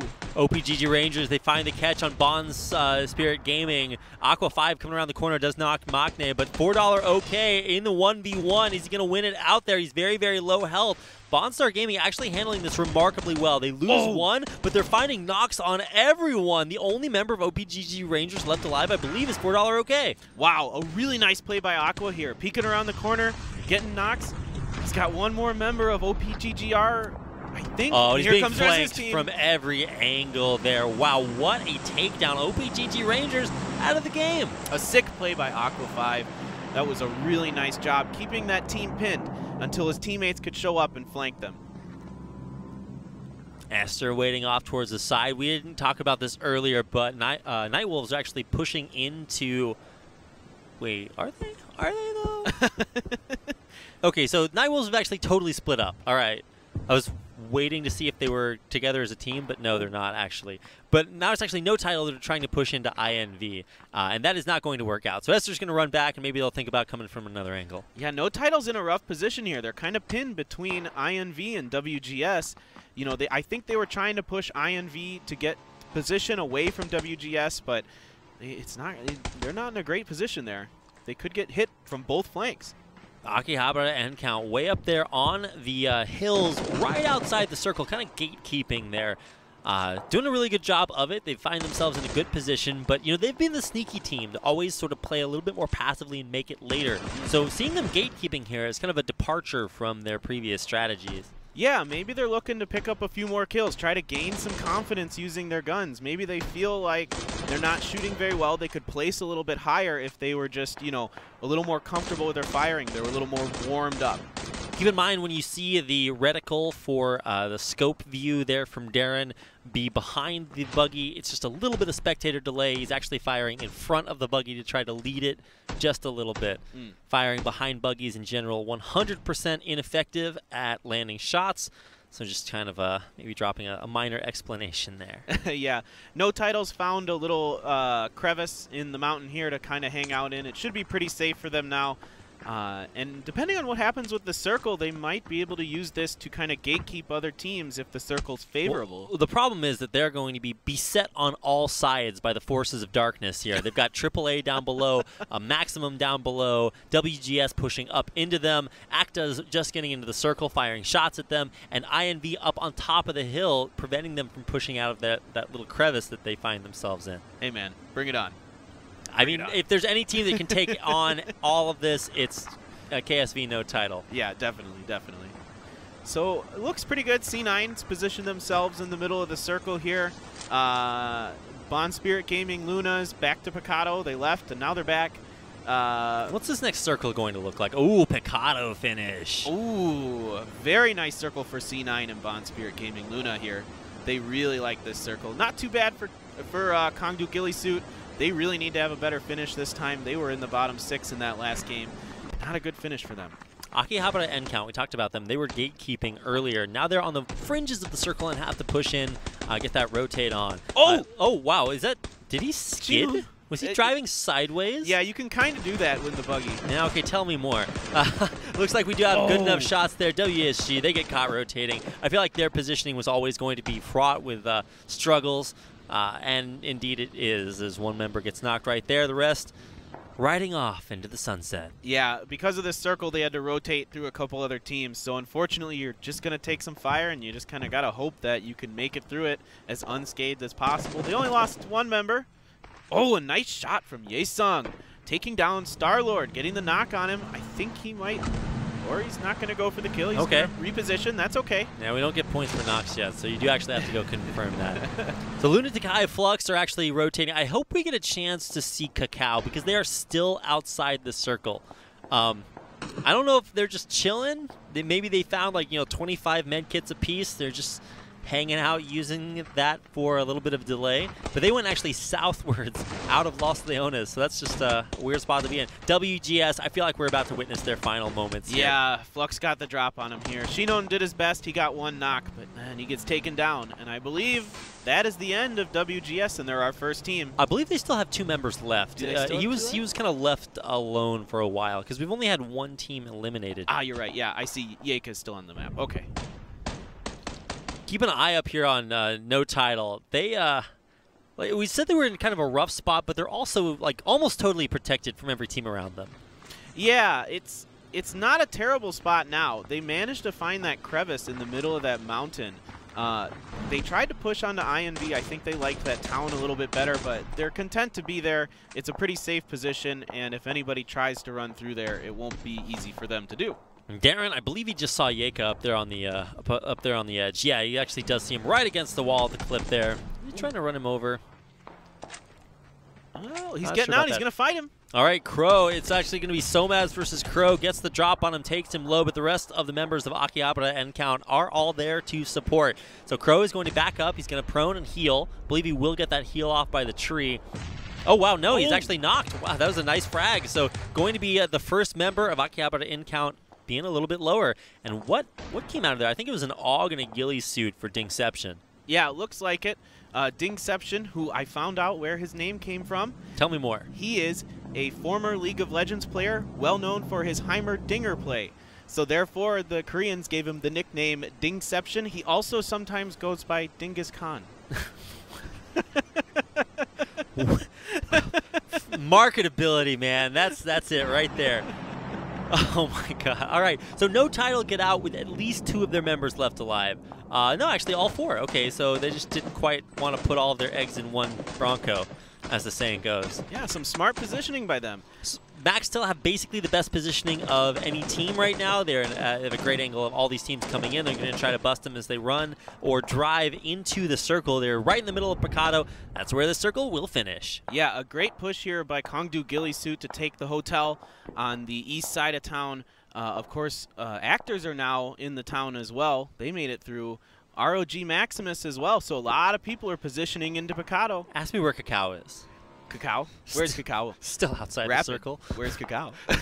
Indeed they are. Well, it's actually on my phone and the phones of millions of people in Korea, but yeah, they were way outside the circle, only just now getting in. So oh my goodness. They are playing the long game.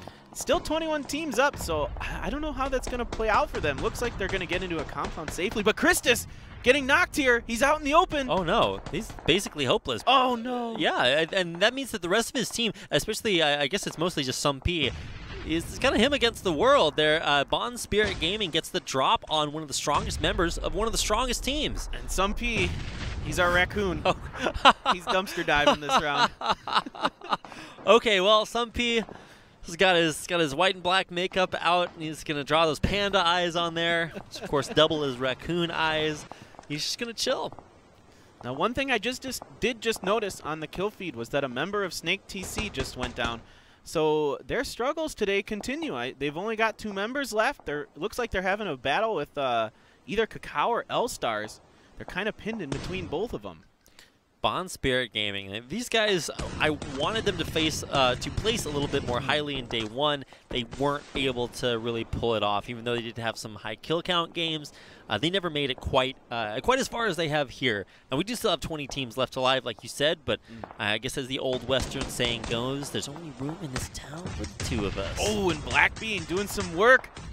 Gets 2 members of AAA down there. Oro, that's Whoa. a member of Flux as well. And the explosion. Oh my gosh. Sickest play. This is all of their strategies for the entire team really paying off right now. They stay outside the circle longer than any other team, finally come in and get a sick drop. Yeah, this is really impressive by Kakao, really reinventing themselves today, and it seems to be working so far.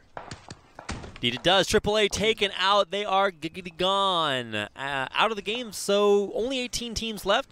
Cloud9, like you said earlier, in a great position. Snake TC and Kakao on the fringes of the circle with them. And now the next circle, actually towards the southern side, so that means that KSV, No Title, and Asterisk will both have to reposition, and INV, who are on the very top of the previous circle, have a long way to go. Right, this is a great circle for Bond Spirit Gaming Luna. They're right in the middle of everything, even though some P is still hanging out in that trash can right by their building. Oh my god. Okay. He's the only member of Entasace left up, by the way. So INV have a difficult job. They had to go the longest in order to get into the circle. They finally make it in, but they've been spotted. Teams know where they are, and so that means that for now they'll be a little bit pinned in those red apartment buildings. Yeah, No Title putting some shots on them as they try to get into this apartment building, trying to rotate into the circle. I believe that apartment building is in the circle, so they can hang out there for now and wait. We're 22 minutes into this game, and we still have over half of our players still alive. A lot of buildings in this circle, so that's going to kind of keep players alive longer. There's a lot more cover and a lot more positions they can take. What am I watching on my screen? So Sook is actually very low. He's knocked, and he's probably dead, I want to say, unless miracles happen when you believe. Yeah, Catch is knocked as well. So Cloud9's game is looking a little weak right now. Dinkception's going to try for the epic escape. 140 miles an hour there on the motorcycle. I believe he'll be able to make it out. Yeah, he does actually make it all the way out to the smoke. Yeah. But AfreecaTV just got busted up on the hill trying to come into town. Yeah, too bad for them. It's been a rough go for them again today. They just can't seem to quite get themselves in the right positions to really have a strong finish. I'm really surprised by that. For No Title, I mean, this is one of the teams we talked about being the best. They didn't place the best in day number 1 of Group A. Day number 2 looking much, much better. Still 17 teams left alive, so there's always tragedy waiting to strike, but let's keep an eye on this. This is Cloud9, a team that chicken dinner last time around. Now, with 1 game of low placement, looks like game number 2 is looking just as dismal. Yeah, Bond Spirit Gaming Luna getting some nice picks on C9 while they try to rotate out of that compound. A really difficult position for C9 to be in. Not a lot of cover in between them and that little hill kind of their east. So this is really tough for them. And here we see ROG Maximus still hanging out. They've got a good position in the circle. Snake TC being our sneaky snakes. Yeah, as they are living up to their name, yeah. It's a bush, it's a man, it's both. It's a ghillie suit. That's right. This is the only time in the history of PUBG where it's been both. Oh, try. Do you know? No, he has no idea. He has Here no we go. idea. The stand, the shot, the kill, or the drop, rather. and 66, Liu running up for the kill. Nice play by 66 to be patient there and get that kill. at least get 10 more points, and he just gets taken down. Oh my god, that sick shot from, I think it was Ketch or... Yoni. Yoni, okay. Way far away. Nice shot there. This is the Om in the hands of Unjin. He just got a knock on Mango, so he's looking to do some work with this AWM. Not sure how much ammo he has left for it. That's why a lot of Korean pros actually do not like the Om, because once you run out of ammo, it's totally useless, and you have to go loot another gun. So maybe you can get the kills with it. It also doesn't have the best follow-through once you get the knock. Right, exactly right. Once you get the knock with the AWM, it's hard to finish off the guy, because usually they can crawl behind a building or something or a tree before you can shoot them again. That's why teams are starting to really favor the SKS and maybe even the Mini 14 a little bit versus the Car 98 and the AWM, the single shots. We should give the Om overkill. It can kill you through your knock. Maybe it takes you down to half health after being knocked. There we go. Now, all right, look at Hancock. He's got a sick drop on KSV. No title. Esther knows he needs to get into a safe position, but there's also more factors in play. Anytime you go for a fight in this kind of tight quarters, maybe you think you have the drop, but sometimes it's still better to leave yourself incognito. Yeah, I thought Hancock might be able to get 1 or 2 kills there, but he only gets the knock, and they're able to res Esther here as No Title tries to push into the circle. A lot of teams in the way. Just driving in now, Cacao. They've survived for maybe longer than anyone really realized they could. After being outside the circle so long, they've made it all the way in here, but Black Bean could be in trouble. Yeah, he gets knocked by Sexy Pig there. No Title still trying to push in. I think they're just a little bit outside the circle along that wall, so they're going to have to cross the road, and there's a lot of teams looking at them, including Bond Spirit Gaming Luna. Cooked Grenade takes out a little bit of Grammatics HP, but No Title find themselves backs up against the wall. This time that saying is probably a good thing. They're in a safe place. They'll be able to push into a tiny blue building, but I believe, no, INV are far away. I don't have great depth perception, guys. But No Title do have a building in front of them that they could push into, but they will need to progress. The draft has got eyes on No Title, and they're going to have to move in. Here they go. Pig goes down. Root goes down. Oh, man, this is starting. Yeah, and now, that's it. L-Star is outside the circle getting taken down at the same time. Yoni mass healing to try to stay alive way outside the circle. I think he's just going to try to hang on as long as he can as we enter our final 25 players.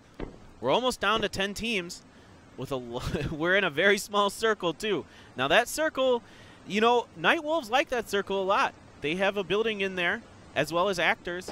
So all the other teams have to leave their compounds so they could get some picks onto teams as they try to rotate into the circle. And there's not a ton of cover inside of that circle. Wow, all right, so this is going to be a much different finish than I would have expected. WGS, Actos, and Night Wolves, none of them have gotten a chicken dinner so far in this tournament, so they're already going to do much better. Oh! Wow, Wicked getting 2 knocks on INV here. Some really nice shots with the M4 there. Yeah, we talked about how they had to rotate very uncomfortably. But now, oh my God, look at Wicked go! This is insanity. He's in one of the best positions of anyone left inside these circles, and he's making it count there, knock after knock. Look at Wicked's spot up there. That's a really nice spot for him for now, but pretty soon he's going to have to move. It's not in the circle, so he's making the most of it while he still has it. KDG trying to push up there. Asterisk in the same spot. They're not going to make it as they get gunned down again. Wicked cashing in 10 points after 10 points for all of these kills, punishing Asterisk for running out in the open. Wicked is feeling it. He is absolutely feeling it with this M4 with the 4X scope. Just really impressive. Oh! Phenom finds 1 knock around the corner there. He knows the rest of Night Wolves are waiting. Can you break down the walls, doors? No, but you can actually bust in through the door itself. Big hole in it. It gets shut. Nice job. Now, I don't know how effective that's going to be, but you got to do what you got to do. There's Carl.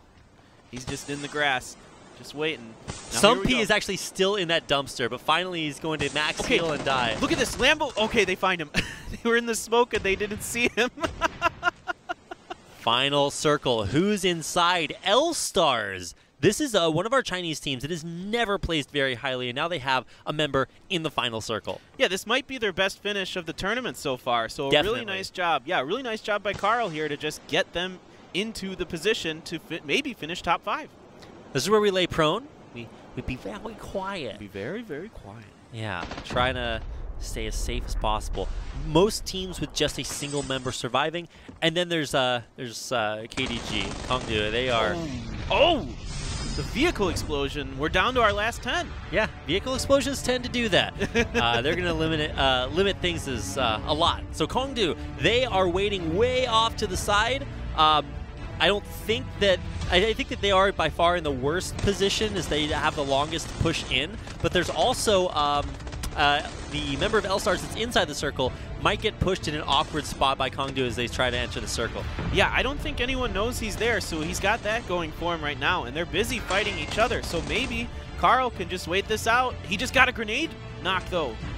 Okay, wow. So, yeah, KDG, Kongdu, Ghillie Suit, and Bond Spirit Gaming Luna are the teams that have, more than just a single member left alive. So they have probably the greatest potential coming out high in this game, but they're going to push into a really rough spot. And actually, L-Star's final member, Carl, might get the drop on them as they push in. They're going to take one buggy and then split off to the sides and maybe try to cover the buggy as it enters. Oh, Wicked getting the kill on Tavely as they're trying to push in. Actors, I don't know if he's going to make it. No, he's going to go down outside the circle. Underestimated how much damage that final zone would do. And he will get dropped right there. Carl, look at him go. He's crawling in. He takes a nade, but still keeps going. Wicked, the guy that's got so many points for Bond Spirit Gaming, finally getting knocked. I don't know if he's going to get rezzed in time as Kongdu Ghillie Suit drop lower and lower. Yeah, we got Ghillie Suit versus Bond Spirit Gaming Luna. Yeah, and I believe there's only one member left alive for both of them. So Phenom, he's actually using, I think, the crate for cover. Grenade. Got to run away from the frag. He stands nice up, shot. Gets the final frag on Aqua 5. And that is going to give Kongdu Ghillie Suit their first chicken dinner. There we go. They had to match their sister team, Red Dot. Yeah. Yeah. They had to prove that they're maybe the better team. Red Dot has been considered the better team. They're showing themselves that maybe, hey, we're a force to be reckoned with, even without Evermore. They certainly are, but a couple of really cool changes here in our first game of TPP of the day. Not only with the first place going over to Kongdu Ghillie Suit, but you had some really surprise placements. You had L-Stars having Carl crawl his way to a top 10 finish. You also had a very lackluster showing from OGN Entis Ace. They just had to sort of dumpster dive for their placement in game number 2. So really kind of things getting turned on their head a little bit, and we're only into our second game of the day. In one team we didn't really talk about much that game, Shaco. Oh, that's right. We didn't talk about Shaco much. They got taken out pretty early on. Yeah. I'm not exactly sure where. I think I saw them on my screen maybe once. Yeah, so clearly they're struggling today. This is really surprising. I thought after that unbelievable performance they had on day 1, they could continue it. I didn't maybe expect them to get 39 kills again, but maybe they would continue to have, top 10 finishes at least. In order to win this tournament, you're probably going to have to be able to take on any team. That's kind of the mindset you should have when you enter a tournament. But for Shaco, I believe that they have tried to play kind of the opposite game, saying, well, maybe we can't take on all of these like super pro teams because we're just amateur, but we're going to try to stay alive as long as we can and get kills while we do it. But now they're actually running into teams and being forced to show, their mettle. What are they made of? And they're apparently not made of top 10 finishes just yet. Yeah. Looks like it's about time to head off to a quick commercial break. So don't go anywhere. We'll be right back with our first maps on Erangel coming up.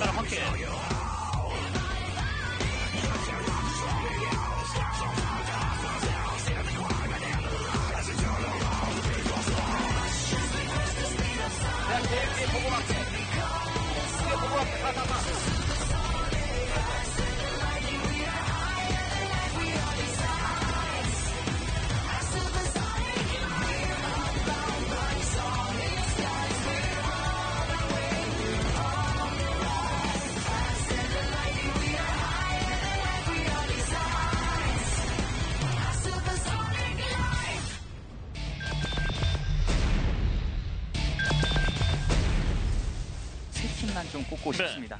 클라우드9, OPGG 레인저스, 아프리카 프릭스 RS가 되지 않을까 싶네요.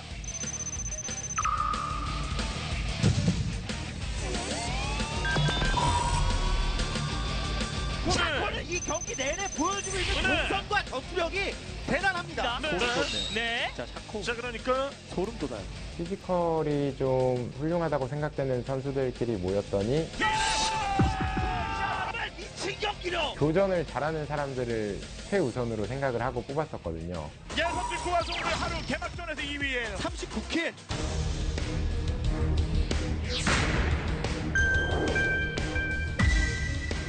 맥스는 원에 중심 안에 들어가 있고요. 자, 갑니다. 맥스맨드 진입 시도.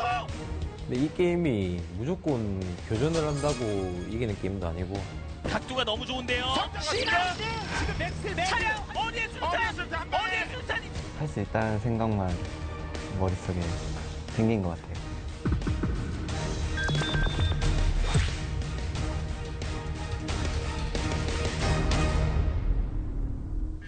안녕하세요. 팀 샤코입니다. 네, 안녕하세요. 저희가 예선날 처음 만났습니다. 본 적도 없다가 이제 성적이 딱 좋게 나오니까 모두 이제 하나가 된 거죠. 만약에 그날 성적이 안 좋았으면 아마 이제 이런 만남은 또 없지 않았을까. 긴장이요? 네, 다들 오프라인 체질인지 긴장을 별로 안 하더라고요. 예상이라기보다 좀 확신이 좀 있었죠. 연락 안 하던 사람들이 평소에 전화하고 카톡으로 너냐고 물어봐가지고 약간 되게 신기했어요. 막내가 지금 제일 고생이죠. 계속 PC방 다니면서 평소 다니는 PC방은 제 캐릭터가 모래주머니 한 3개 달고 게임합니다. 중력의 영향을 좀 많이 받는 것 같고 마우스도 엄청 작은 대회에서 우승하면 주는 15,000원짜리 마우스 쓰고 있거든요. 스크림 하면서 이렇게 총을 맞아보니까 소리 나더라고요. 프로 선수들은 총을 한 번 맞으면 너무 아프더라고요. 이렇게 합숙하면서 합을 더 맞출 수 없다는 거랑 부족한 장비로 게임을 해야 한다는 것들이 좀 단점이 되는 것 같아요. 프로팀에 비해서. 실력을 보여서 우리가 프로팀만큼 잘한다 이런 정도를 보여주고 싶었는데 아무래도 저희가 2등을 한번 했기 때문에 욕심이 더 나네요, 현재로서. 일단 파이널 가서 그냥 최대한 좋은 성적 내자. 우승 아니면 별로 관심도 없었고 우승을 해서 배틀그라운드 역사의 한 획을 긋는 그런 팀이 되도록 노력하겠습니다.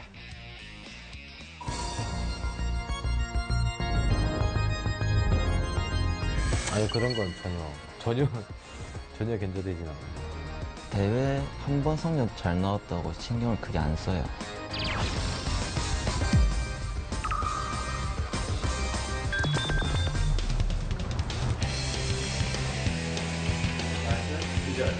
저희가 원래 저평가가 되고 리뷰 1등이 잘 안 돼서 성적도 안 좋고 그렇게 됐었는데 이번에는 기대 많이 해주셔서 좋을 것 같습니다.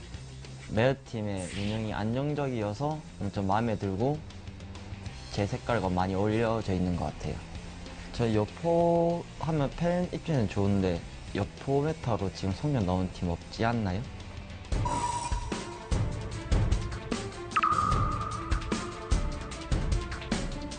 2-3주 정도를 같이 연습을 했는데 맨 처음에는 엄청 안 맞았어요. 근데 서로 피드백이 잘 되는 팀원들이다 보니까 저의 말을 잘 들어주고 제 플레이 스타일에 좀 잘 맞춰주는 것 같아요.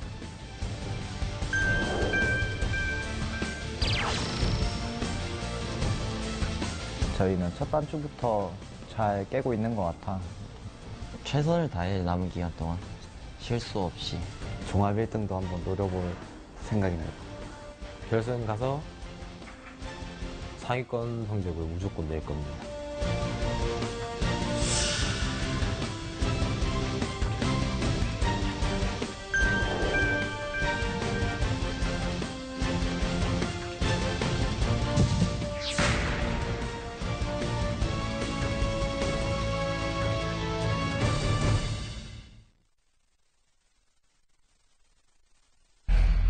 So you better start running. So you better start running. Yeah. So you better start running. So you better start. So you better start. 'Cause there's only one.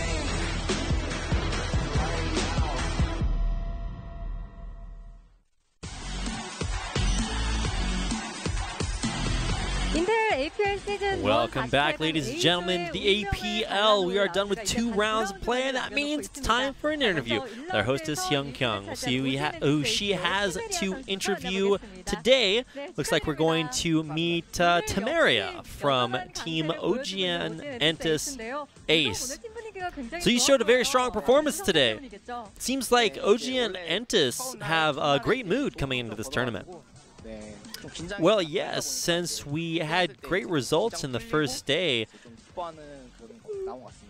we, even though we're really stressed out, we keep winning chicken dinners. After we won the first game, we had a lot of confidence. You know, it's really hard to keep consistent performance in Battlegrounds, but you have incredible performance more than any other team. So what's your secret? You know, I really think that our shot callers are doing a really great job, but I think in Battlegrounds, it's kind of unavoidable that you'll have arguing between the teammates. But I think from those arguments, we've managed to find solutions from them. So you guys show really strong performances in FPP, not only just on day 1, but also here on day 2. So what are your secrets to success in first-person mode? I think compared to third person, first person is very, very hard to deal with so many enemies. So it's very important that you communicate between your teammates and collaborate your play. So teamwork is very essential in FPP. So it seems like OGN Entis is in a very safe spot, so you're probably not going to be eliminated from the next round. But I still want to hear what your determination is for the rest of this tournament. You know, we're still trying our very best to show consistent performances, so please keep supporting us. So that's going to do it for our interview with Temeria. Let's go ahead and meet our second player. This is Void from Kongdu Gillisu. So Kongdu finally wins its first chicken dinner. How does it feel? You know, I'm really happy that we were able to win. I'm really proud of our team. We're always aiming for first place, so it's a really big relief that we finally managed to achieve it. It seems like you guys were really fighting a lot. You had a lot of difficult engagements.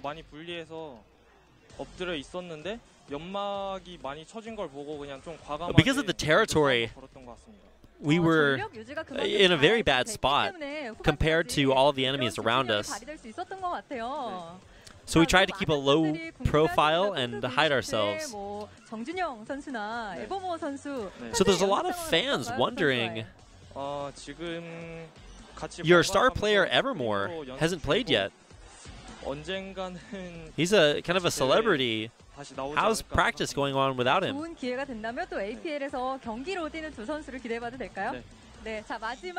know, we still practice together still, and so there's still a chance that Evermore will play later on.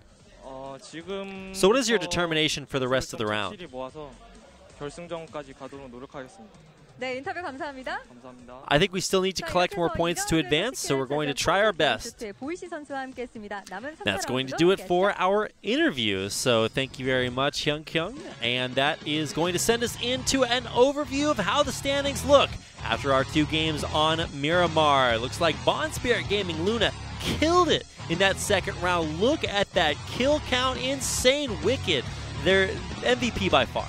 Yeah, Bond Spirit Gaming Luna, I mentioned them at the beginning of the cast. They had 20 kills on day 1 last time, but they were way down in 14th or 15th place. Now today, they're still getting a lot of kills, but they're getting better results, and it's showing. I really like what I'm seeing out of them, especially in that last game. Taking Picado early.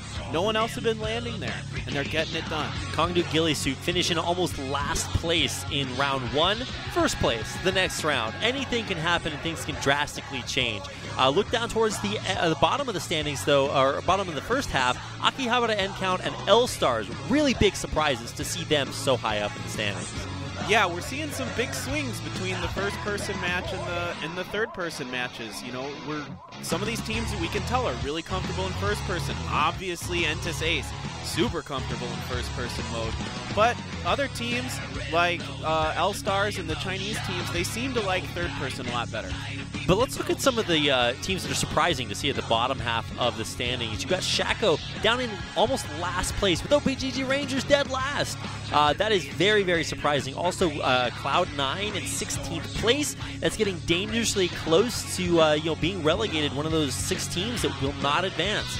Yeah, I mean, fortunately for Cloud9, they did well on day 1. Right. They get to combine those points, so I think they'll be okay, but they really can't afford to have very many low finishes like that again.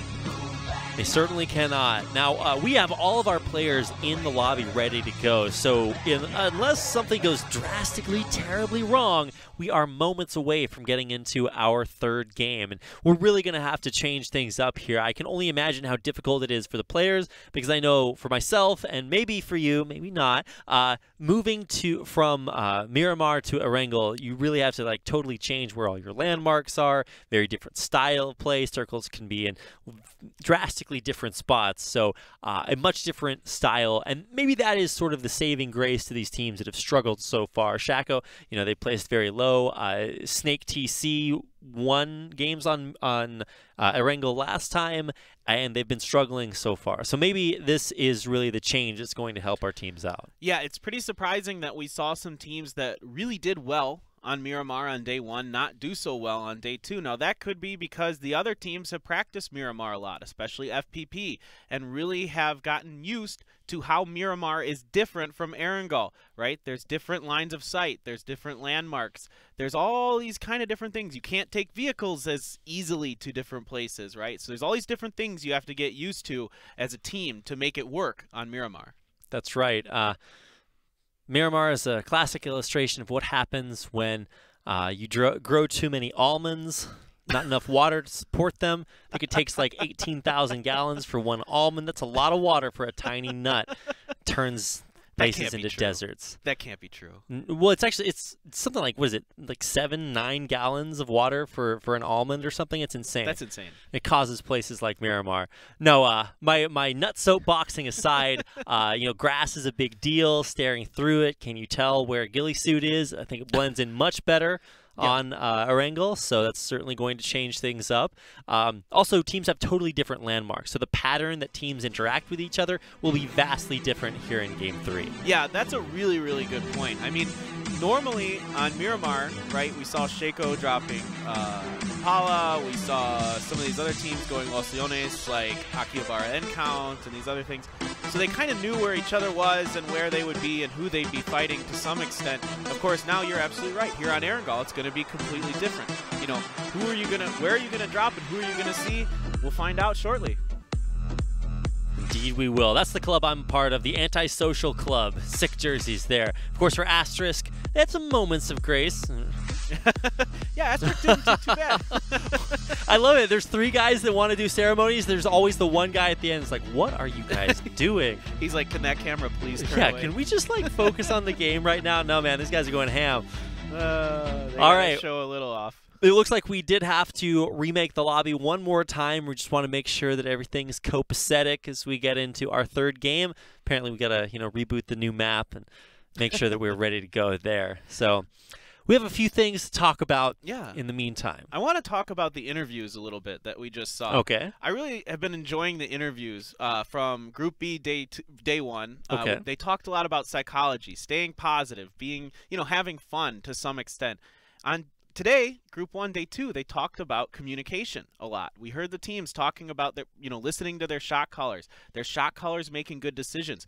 And the really important thing that I think Tamaria said was that even if you disagree, and you're going to disagree when you play PUBG, it's just going to happen. You and your friends are going to get a little angry at each other.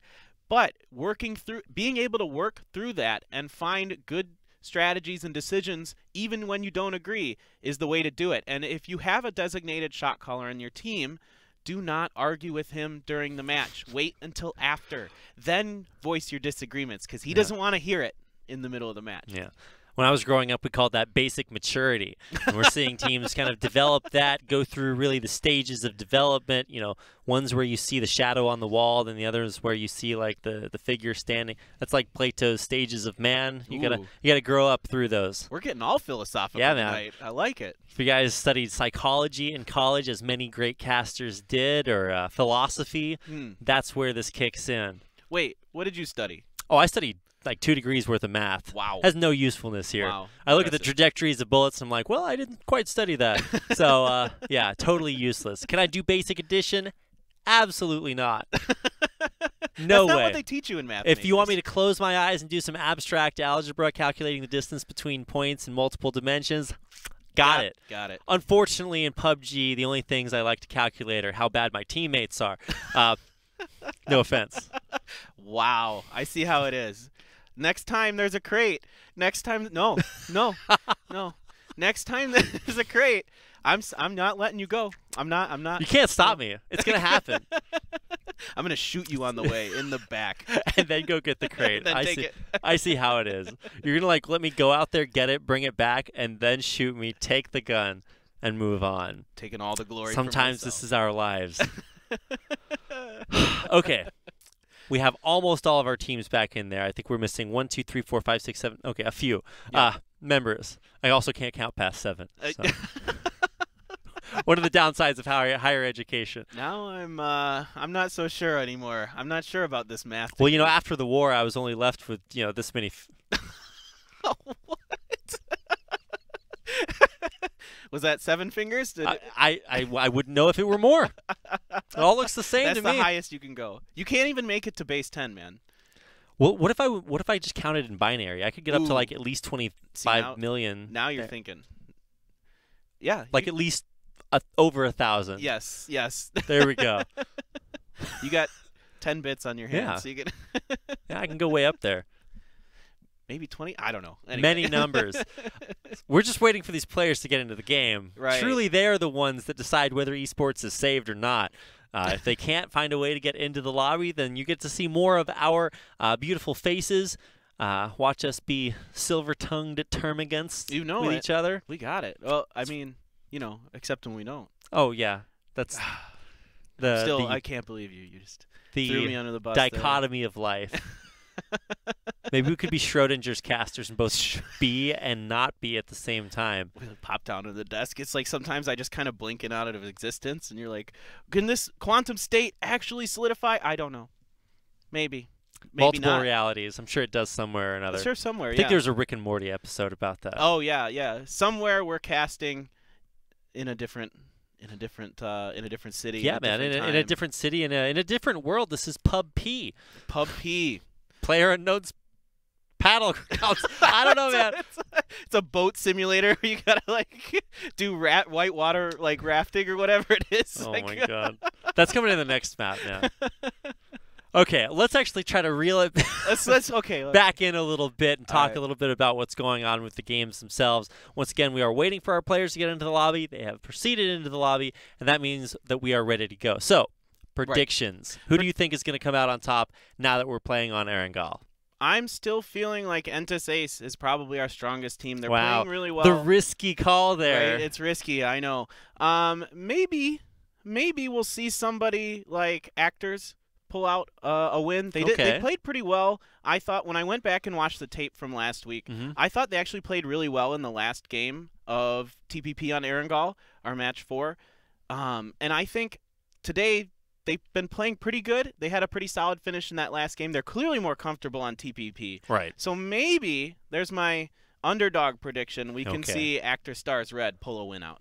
Yeah, I'm really looking towards Cloud9. I feel like they've been really underrepresented in these past few games. It just gets stuck in that rough spot. There's always that outside chance that Shaco could come back and really show some of their day one performances.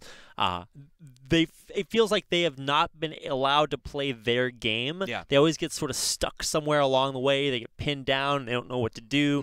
Maybe that's exploiting some weaknesses in their shot calling. I mean, this is a team, like they said in their video, like they're playing $15 mice. So they really have not had a lot to put into this other than just like raw skill and the power of friendship. The power of friendship. You know, I would love, just from like what I want to happen, I want to see Shaco win one. Oh, really? I would just love that. That would be insanity. It'd be so fun.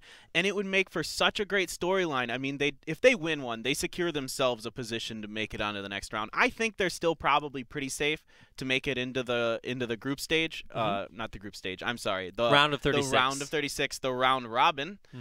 The round of 36. I would love to see them get there and really have an even stronger result there. Maybe get through the winners and not have to go to the wild card round.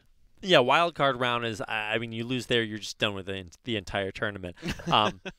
I think it's safe to say that Shaco should advance. Yeah. Just because they crushed it so hard on day number one. Now, tragedy can strike. They've placed very low in the first two rounds here. So if you have a very good result and like many very bad results, it's really going to pull you down in the standings, especially if teams below you are taking you out and overcoming you. So it could definitely spell disaster if Shaco only performed day one and can't back it up on day number two. Yeah, it would really just kind of deflate kind of the whole hype around some of the first day. Obviously, we've got Entis Ace, no title, some of the big names doing well like we would expect. But the Shaco team that came out of nowhere, nobody expected this. That's they right. were the best slayers, some of the most accurate players. I mean, and we're just not seeing it as much today. And I don't know exactly why that is. Maybe it's the rotations, but hopefully in Game 3 they can do better. Hopefully so. We are looking to load in on to map number 1 in Erangel. But first, a look at our standings before we get into here. OGN, Entis Ace, and Snake. These are our total standings. So everything all together.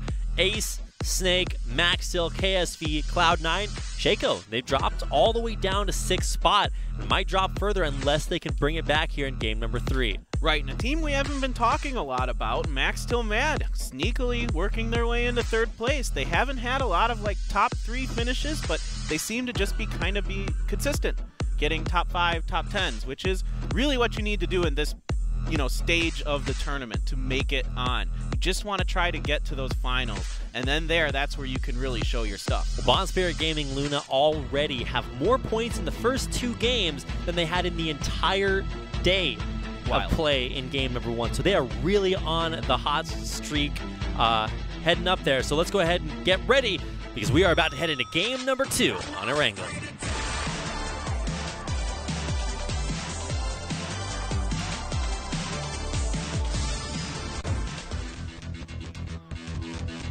Game number 3 on Erangel. Correction, it's still 3rd person, but the map is, of course, much more lush and luxurious. Amber waves of grain everywhere for those of you who have that in your national anthem. Let's take a look at Ketch. He killed it.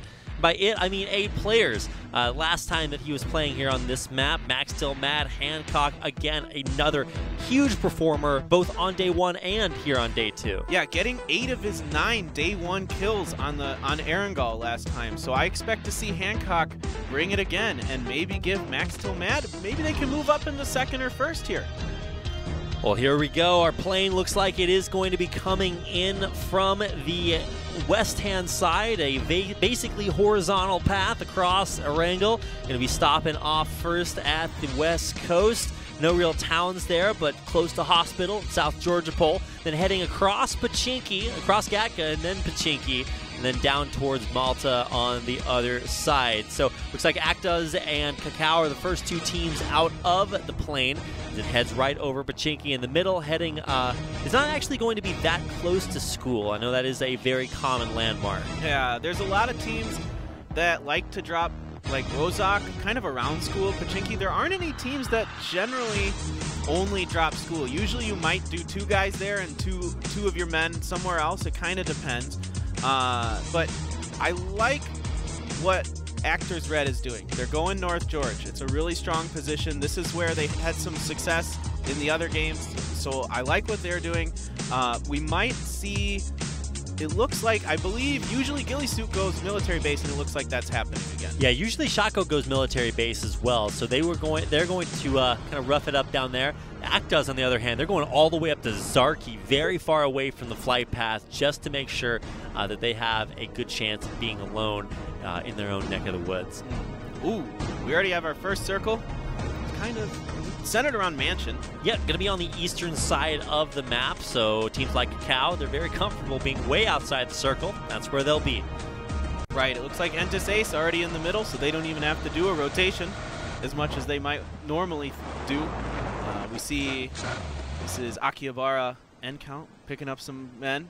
Asterisk and L-Stars kind of dropped at Novo together, so we might have some early skirmishes between those two. Looks like Shaco are going to be the teams with sole control of the Sosnovka military base. But they're not alone. Kongdu, Ghillie Suit did drop Ferry Pier, and I think they have a member on the island as well, so they could really throw things off. But let's actually focus on what's on our screen right now. L-Stars, very highly placed, even higher than Snake TC. They are already getting a little bit hot and heavy. Wait, what? Oh! Some P gets run over by Firemite. I guess he wasn't close enough to the tree and he gets run over? Oh my God, he just barely didn't make it to the tree in time. Wow, unfortunate start there for Entis Ace. Really heads up by Firemite though to get that roadkill. I guess it is.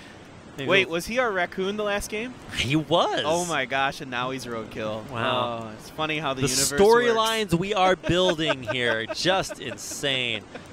Okay, this is pointing out L-Stars and Asterisk very next to each other. And now a three-man Entis Ace rolling up into Yasnaya. Right. Yasnaya's been a drop that they like to do from time to time, maybe South George, but Yas is their kind of other location they don't mind going. A DP and an S12K and a pan. This guy is ready for early action. It's about the best thing you can get. It's like, well, not only can you protect your back, but you can also just kill everything in front of you. So JDY has already had a little bit of success, at least as far as early on goes. Switches out of the DP. Man, bad choice. I like the S12K. Recently, I've been trying to use it a little bit more in the early games. And even occasionally, I'll carry it with me to an end game just to kind of see if I can make it work. I saw a lot of players on day one get a lot of kills with the S12K. Yeah, it's an excellent breach weapon, basically the best one that you can get. Let's take a look at this this fight between Firemite and Sumpy. He dropped down and gets knocked instantly. And now watch this. So Sumpy gets back to the Firemite gets back to the tree. And I think. And then he gets right. And then he gets run over. All right. Yeah. Okay. I was a little bit confused as how that finally worked out. He didn't even really get to touch the ground there. Now AAA and Lunatic High Flash all landed, or Flux landed in the same area. It's 6 apartments, and they're going to be fighting it out between the 3 of them. Yeah, usually you see Yasnaya split into 3 districts: the southwest corner, the north, and the southeast corner of the city. But this time, we've got Flux and AAA fighting over the same corner. Breaching apartments, not the easiest thing in the world, especially in third person, so we'll see how much Darren can do. He is on the outside, trying to peek in through the windows and see if he can see any, vulnerable bits sticking out. Yeah, Flux, JDY just trying to hide here. He doesn't need to stick his head out. He can wait. He can listen for Darren. Darren's going to have to make noise to get into the building. But 2 other members of AAA, Kefka and Boss, are coming in here. Yeah, I think they're going to try to breach simultaneously so that JDY has the most difficult time taking them out. Now, he doesn't have an M16. Burst is the highest rate of fire you can get out of any gun, but wow, brilliant shots immediately take him out. That's already Lunatic High Flux losing one of their members. A textbook breach from AAA there. They sent 2 members in, 2 different doors, the other member flanked from the window, pretty much guaranteeing themselves a kill. Now we're going to focus on Nightwolves. They find a beautiful kill right there on, I think that was Embridge. Yeah. 1001 taken out by Jerazang. Yeah, very nice job by Jerazang catching him. Embridge 1001, excuse me, didn't even know he was there. That was a little strange. thought he might have been able to hear them. Not sure what happened there. Well, we're back on this standoff between Lunatic High Flux and AAA. Now, AAA are our lowest-rated team through day one. They are really, really struggling, and this is where they can really make their mark. Lunatic High Flux really had a lot of struggles of their own, but they're still kind of placed a little bit higher in the standings. And we see Shaco starting to make their rotations. Maybe, oh, no, they're going back into military base, and whoa, he gets, Derek gets, that motorcycle almost fell on him. Oh. But let's watch Yisung. He's actually going to get the double drop there. S12K getting a 1 knock, but unfortunately he is way outnumbered, and AAA will breach and take him out. A really nice play here by AAA. They've still got all 4 members up. They're going to be able to res Darren there, and they really need a strong finish so they don't get relegated here. Shaco content to keep looting on the island, not crossing just yet. They don't want to get shot by anybody on the other side of the bridge. It's always a little bit rough getting outside. Yeah, just doing a little recon here before they cross, kind of feeling it out. They're gonna go up to the top of the other hill. Now Rangers dropped pretty near there as well, and it looks like Winner was able to get 1 knock onto $4 OK, but then he gets res. Am I correct in that? Well, actually, M-Bridge Aqua was the one who finished the kill there. So a little crossfire happening. Wow, I didn't even notice M-Bridge, like, even anywhere down there. Oh, yeah, they are. Okay, all right. Yeah, it's a little hard to see. A little bit off. There's so many numbers kind of clustered there. It's a large map. Yeah, very large. Okay. You see the standings down there towards the bottom. Maxtel Matt, kind of the newcomer to 3rd place. Very impressive showing, as well as Bond Spirit Gaming Luna really climbing up in the standings.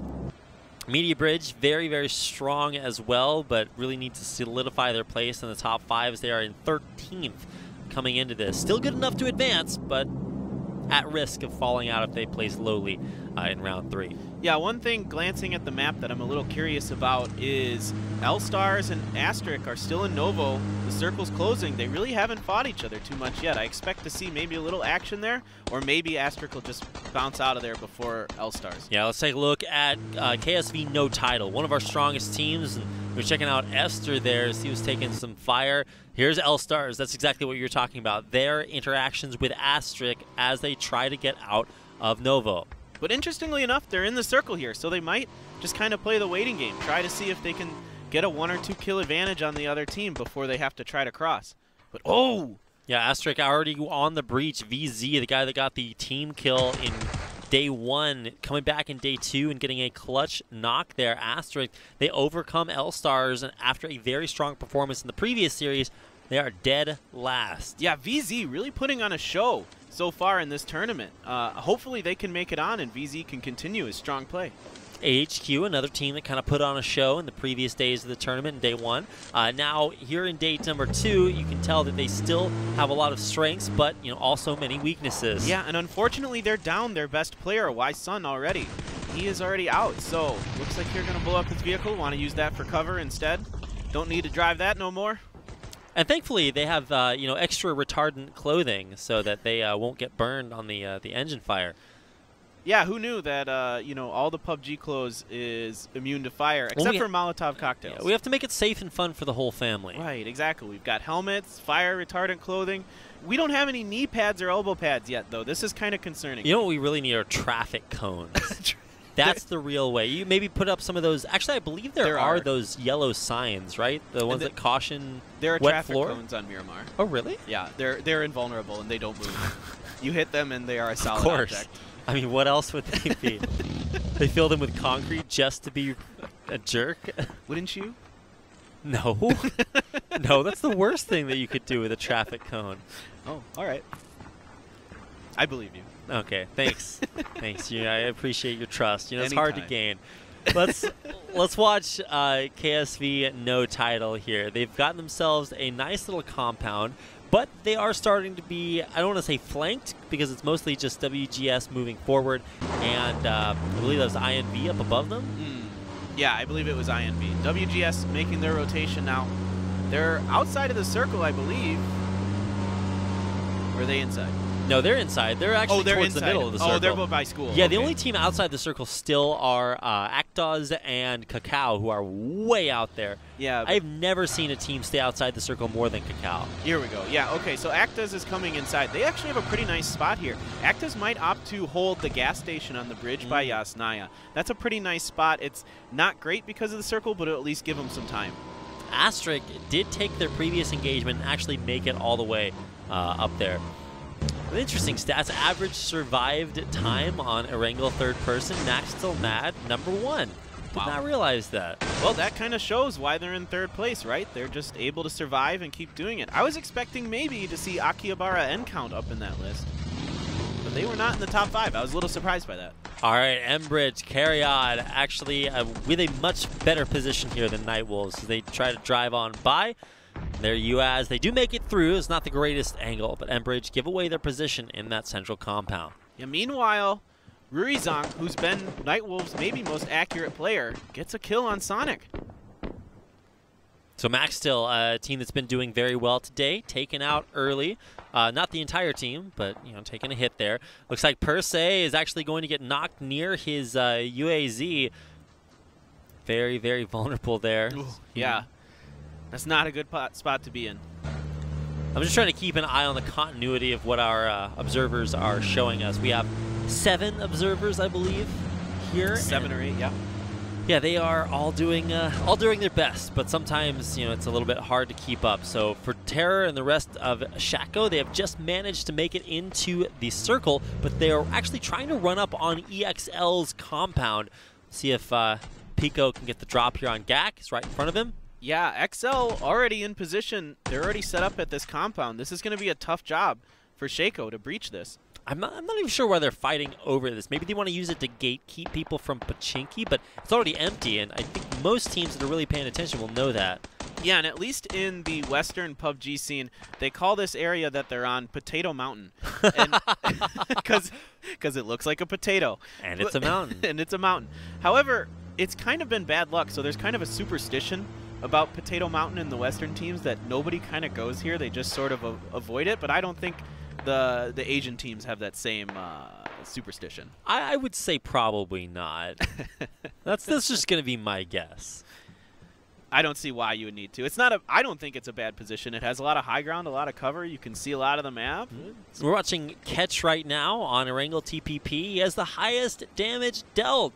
He had a sick game where he was one of the last surviving C9 members here, so that really goes a long way towards that stat. Yeah, he had a flank at the very end of Game 3, I believe it was, or was it Game 4? Game 4, because it was the last game. Snake ended up winning. Right. And he flanked, was it AHQ, or was it Max Till Mad? One of those two teams. One of the purple color teams. I remember they were purple. And he almost wiped them, and that kind of ended up what allowed Snake TC to win that last game. Hey, Paper Thin, ask me where Cacao are. Rapid? Where are Cacao? Way outside the circle. As far outside the circle as you can get. They're swimming away from the circle right now. It's working for them today. They're going to mine the oil on the oil rigs in the ocean. That's what they're going to do. Just trying to keep you guys posted with exactly where all of our teams are. Let's check out Kongdu Ghillie Suit. They finally had their first win in the previous round. Can they keep the consistency going? Yeah, it looks like Actors pushed in a little bit. A few of them stayed at the gas station. What is Wicked doing? Wicked, man, he's great at getting headshots, but cannot drive to save his life. I think he's trying to get through that car so he doesn't have to go to the right side of it. He's trying to go through the left because I think he knows Actors is behind him. At what cost, right? At what cost? Yeah, you get put on screen doing that. But all right. They don't have to move here. They can just stay and gatekeep Actors. Actors is already making their move. They're making their rotation. Indeed, they are trying to run in, but they're being beset by Bond Spirit Gaming right out in the field. It's Field Wars out in the haystacks. Did Wicked just crash his car? I'm not sure, but Star-Lord, he's going to get taken down. Wow, yeah, trying to ride a little bit too dirty there. Gets taken out on the way through. The rest of Acta is actually in a very rough spot as well. INV at a spot to snipe out on Aqua 5 and the rest of Bond Spirit Gaming as they try to rotate through. Safety from the hill, and they will make it out of there. Max still, though, getting busted by Astrid. He'll take out at least a couple of them. There's the car explosion. Beautiful. Knocks their Astrid. Mow down Max Till Mad. A sick play by Asterisk. They were gatekeeping really nicely there. It got 4 kills. Yeah.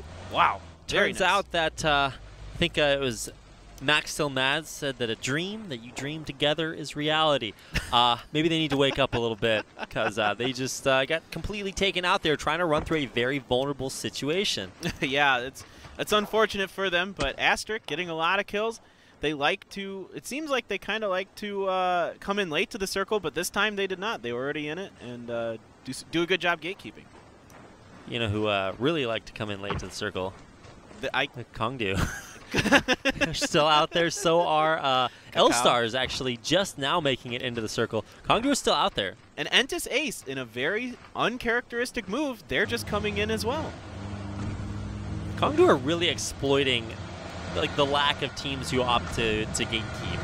I mean, granted, their playstyle relies on them finding tons of heals way out there, but they're just very far away. Yeah, it's a really interesting strategy, and quite frankly, I'm a little surprised it's working out because of there's so many more teams. There's 24 teams, which is more than you might see in other PUBG tournaments. I feel like gatekeeping might be a little easier, but I think what actually is happening is that there's a lot more fighting around this time, so teams can kind of get in easy while there's other teams fighting. Well, Akihabara and Counter trying to get in easy, but they're taking a lot of fire from the Night Wolves who have the high ground over them. On your screen right now, you can see not only Circle, but Bond Spirit Gaming right in the middle, up below or down below the field south of Yasnaya. They are fighting Snake TC, who are way out in the field, very, very vulnerable. And so I think Snake are in the much worse position, but L-Stars are actually going to try to make a rotation right now in C9's face. Ooh, Catch had a couple nice shots there. Almost got the knock. He's padding that damage dealt on TPP Erangel stat.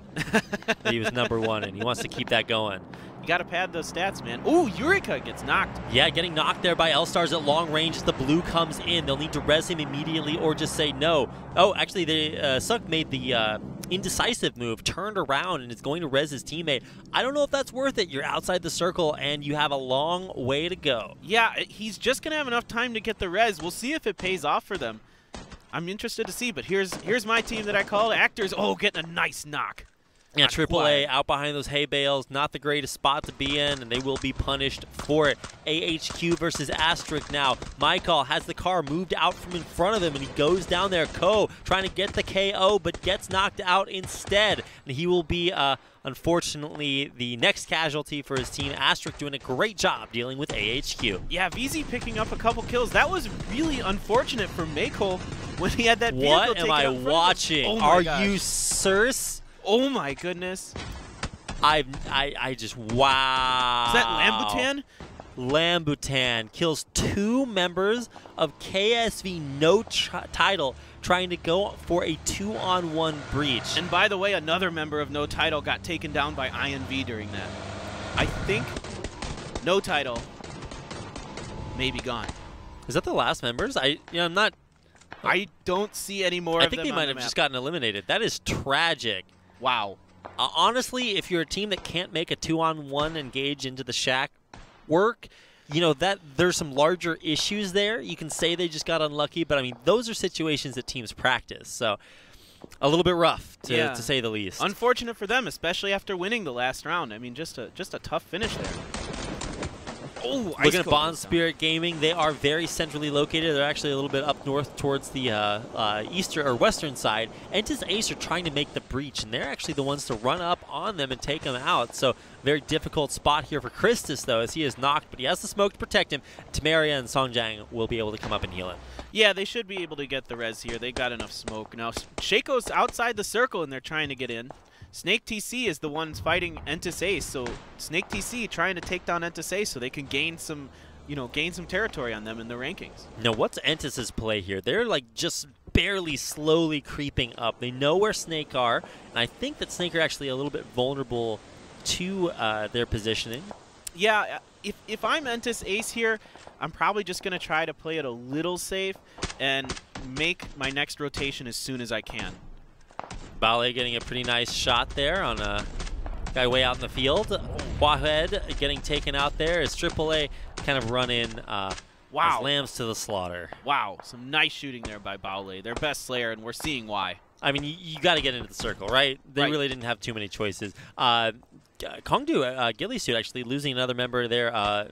Voici to the circle. Yeah. Voici, I believe it's Italian. Yeah, the only Italian Korean player in the tournament. That's what it is. Buonasera. What is he? Oh, Terror. Oh. Gonna blow up the car, but thankfully Terror does not die from it. But he gets knocked. Yeah, Wang Baba pushing forward. They realize they don't have to. They'll get the kill eventually. A nice kill off the explosion for Snake TC. Yeah, Snake TC doing a good job gatekeeping here, as well as fending off Entis's push into the circle. But now they're going to have to push in as well with this new circle. Yeah, C9 pushing in at the same time. They know they have a little bit of ground to make up.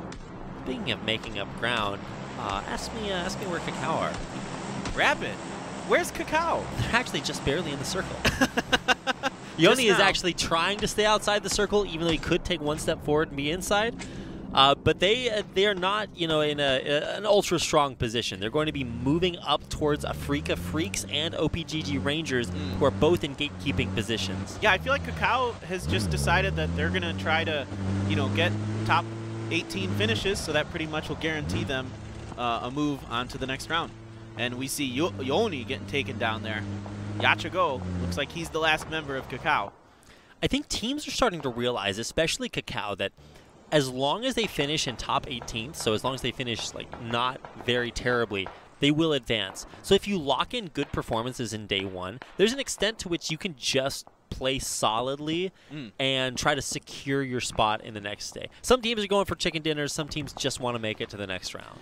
Yeah, and I think it's a smart play by Kakao. It's been working for them so far. And again, Yachago sitting outside the circle. He's got heals. He don't care.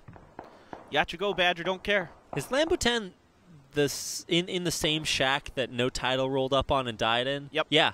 Yep, he is. You can see all the crates outside.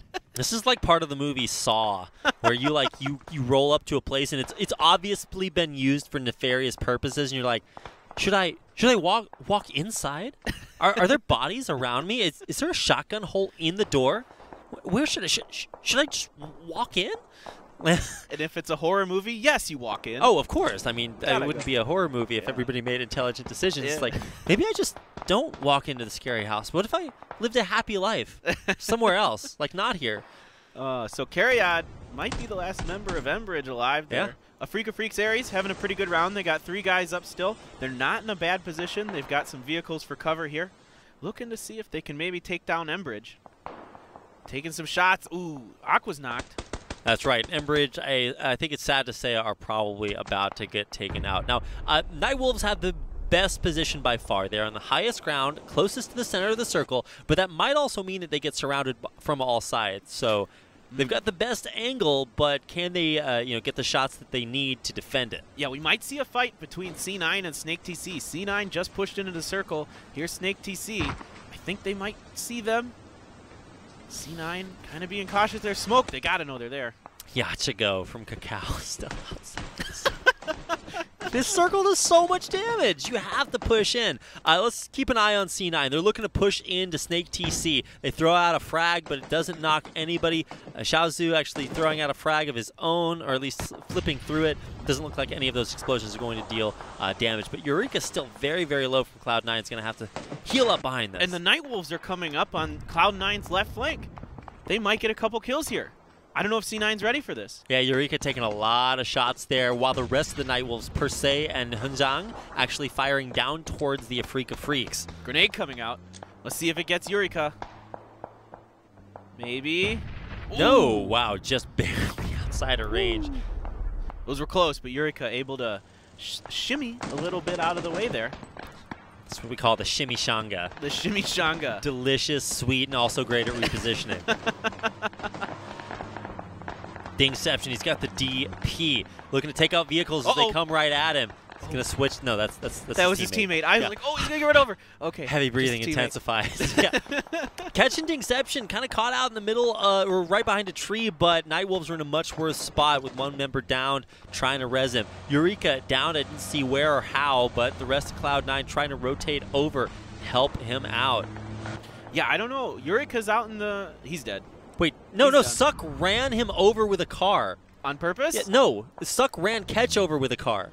Why? He accidentally ran into him. Oh, no. That's so unfortunate. Oh, no.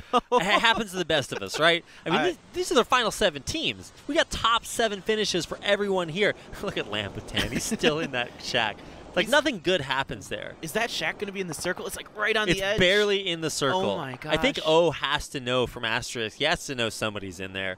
Or at least that's just the shack you check, right? Yeah. I think probably the strat is going to be to gatekeep it as the circle closes in. It will not be in the new circle, I don't believe. Here's Suck trying to run his teammate over again.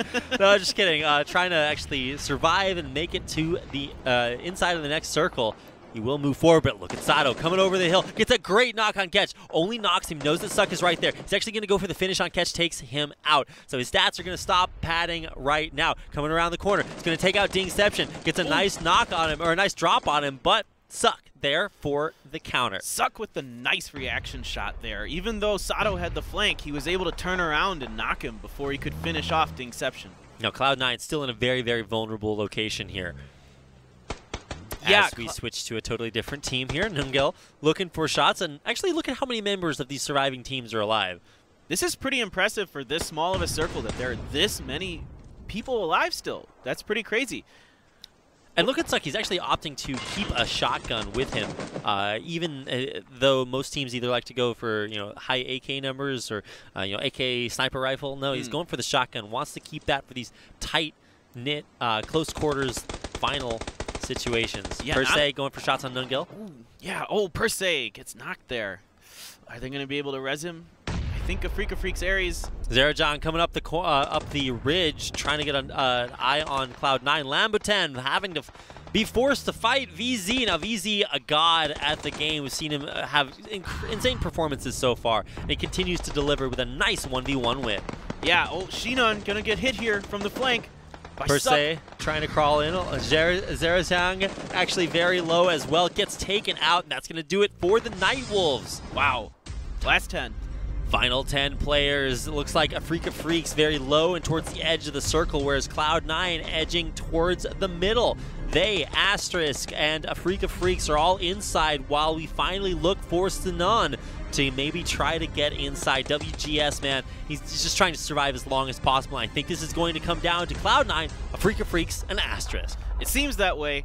AfreecaTV's Ares, I think, is in a really good position. They've got 3 guys up. They've got a hill. They've got some high ground.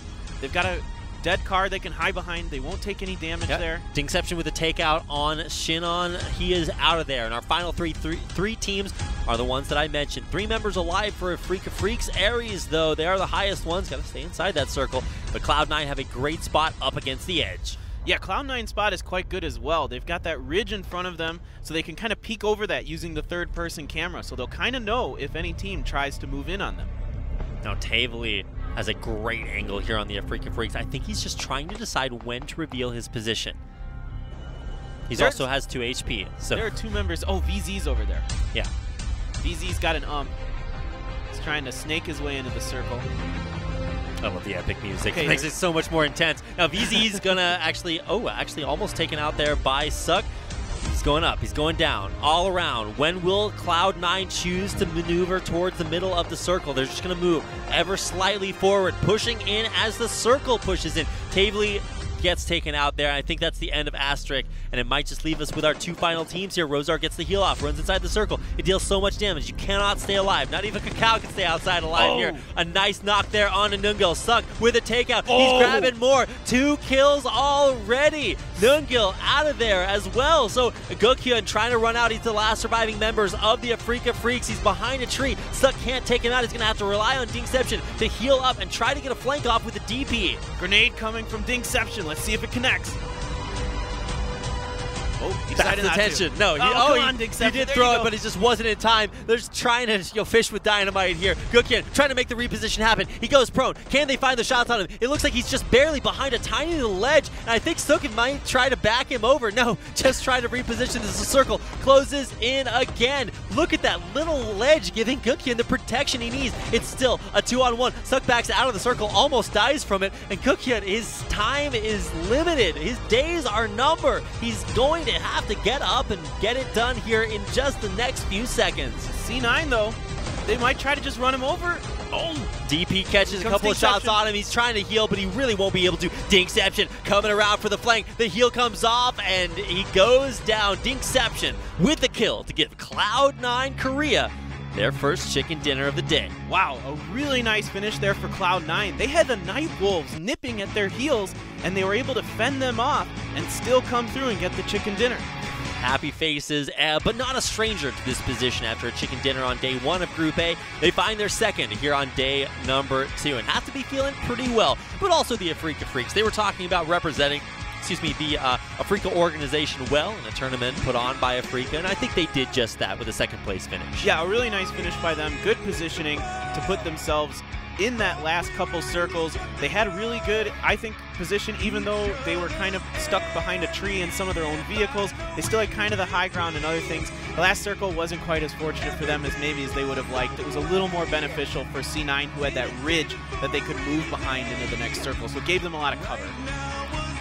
Entus Ace finishing 7th. Kakao with their stay outside the circle strategy, finishing 11th. So positions that are good enough to be able to make it on to the next round. If you keep placing there, you have to be consistent. But I mean, Cloud9, you got to know these guys are contenders for first place in every game they play. Finally, having a finish that we know they're capable of. Yeah, really establishing themselves as maybe one of the top 3 teams in this tournament. Top 3 or 4 teams. 2 chicken dinners. There's only one other team who's got 2 chicken dinners so far, and that's Snake TC. That's right. Yeah. I think between Group A, we only have 7 now total chicken dinners. So a high percentage of them going out there just to those 2 teams. Right. Yeah. Right.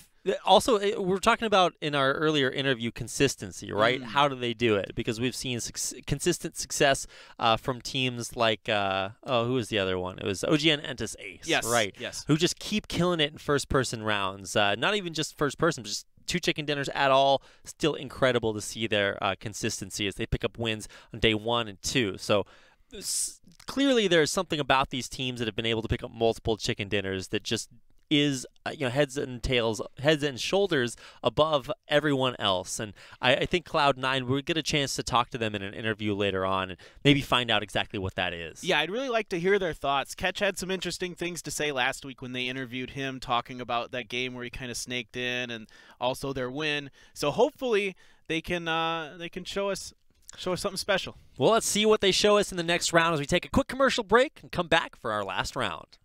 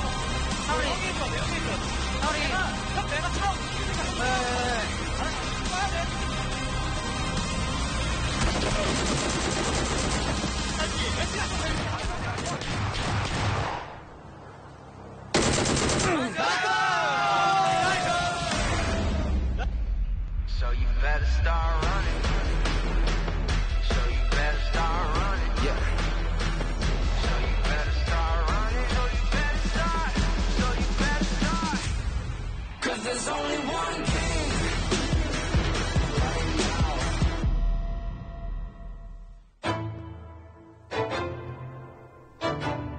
Welcome back to our violin solo, as well as Cloud9 PUBG Korea, your champions for round number 3, both days 1 and 2. So sick consistency out of them as well. Yeah, really impressive showing from Dingception in that last game. I believe he had 8 kills. Just an absolute monster there for C9. The rest of their team, I believe, did quite well as in the kill department. So, really fun to watch them play. They're playing very strong across both maps now. We saw them play pretty well on Miramar, and they really like Erangel. Here's a look at our second place team, the AfreecaTV, who finished very, very well as well. Just got a little bit flanked out there by Cloud9, who had the edge of the circle. They were in the middle. A little bit unfortunate. Hey, second place, you know, right? Can't complain. Yeah, definitely not. Second place, I'll take it every time. I would like the chicken, but you know what? Can't always have chicken. Maybe they get the leftovers afterwards. Well, let's take a look at the standings after 3 rounds. You can see very, very consistent performance from some of our top teams, guys like Asterisk, consistently placing in the top, 3 or 4. But if you look at PUBG, or Korea, no, okay, C9 PUBG Korea. Wow, I said all the parts of their name that I didn't want to. Cloud9, they placed very low, and then they kill it in round 3. So, really anything can happen, and, the histories can change. Cloud9 coming out with the win in game 3. But, you still have Kakao and Bond Spirit Gaming Luna with very effective strategies, good enough to get them in the top 5. Right. We're seeing some really interesting strategies from Kakao and sometimes Asterisk. Now, Asterisk would drop the military base on Miramar, so they were late to the circle. Kakao's just late to the circle no matter what. They don't care where the circle is. They're coming in late, and it's proving to work very well for them. They're 4th on the day. Akihabara End Count had a top 12 finish in round 1, and then really just dropped off the face of the planet after that. So they are still struggling. Let's take a look at the way that things work out. No surprise, the 3 teams that have 2 chicken dinners apiece, way up there at the top. Max still mad up there along with Shaco after high kill performances. Really, really effective. But Shaco could keep dropping lower if they fail this final round. Now, for the most part, the teams that you see in the top 12 are teams that you're going to see in the round of 36 round robin. It'd be hard for them to just get 0 points in the next round and just totally drop out. So the real crunch time comes for teams in on the second side, on the right-hand side of your screen, the second half. Night Wolves, they've shown that there's so many cool strategies that work out, but they just can't win these aim duels towards the end of the game. Akihabara End Count in 16th place as one of our foreign teams, our second foreign team to be in the top 18, need to stay there because they are balanced precariously on the edge. Exactly, and a big finish for AfreecaTV Aries there. That second place is keeping them out of regulation right now, and they really need to have another strong performance here in Game 4 to keep it going. It's their performance in regulation that keep them out of relegation. There you go. As the case may be. That's right. Nice. It's like cavalry and cavalry. Shoulder and smolt. What is this? There's another couple words that sound similar that I always get mixed up. Philosophical and philosophical. I keep wanting to call Bond Spirit Gaming Luna Bondspiel Gaming. Do you know what a Bondspiel is? Bondspiel. I'm guessing it's German. Yeah. Yes, it's like a big event for curling. It's like a curling tournament. A Bondspiel. Bondspiel Gaming Luna. There we go. Well, if PUBG ever turns into curling esports, maybe they'll have the advantage there. I love curling. I used to play curling in America. The only curling I do is with my massive biceps. I don't know about that, Rapid. My almost massive. Let me give us a little feel there. Okay, let's keep it hands off for now. CXL on your screen right there. They were pretty happy. They have a ton of kills, and they're actually placed in the top 12. So looking good going into our final game of the round of 48 for Group A. Will they be able to make it up? There's Media Bridge on your team right there. Moving over to, I believe that is Shaco. You can see very strong words from their video. They don't have a lot of experience coming into this tournament, but they play like they do. So we'll see if that is good enough. We check in on KSV, no title, I believe, right there. Looking a little bit shaken after doing so well and then falling down towards the mid-phase of that last game. Yeah, here's a member of the New Jersey Nets basketball team. No, I'm joking. Here's Asterisk. Again, the guy on the far left. Not interested. But here we go. Game number 4. Get ready.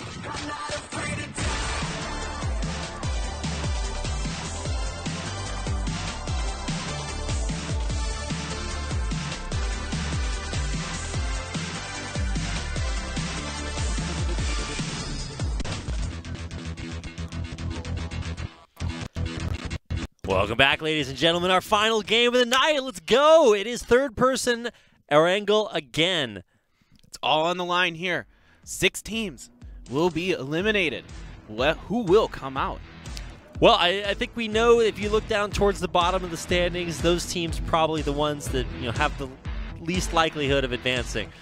I'm not blowing any brains out there, but it is probably unlikely that Cloud9 will be eliminated. Okay, let me just say, it's impossible. But for teams like AAA, they've been really, playing a lot more aggressively today than they did on day number 1 because they know they got to get the job done. But maybe their efforts are in vain. Maybe not. They can pull out a high placing here in game number 4. So let's see who are the first out. It's Kakao. No question. They want to get out of the plane as quickly as possible. Stay on the fringes until very, very late on in the game. KSV no title dropped there as well, and they're going to be heading north there towards Georgia Pole. And let's watch and see if Shaco goes straight towards military base again. I wouldn't expect anything different. That's their landmark. No one wants to challenge them. Teams are still a little scared of them after their day 1 performance.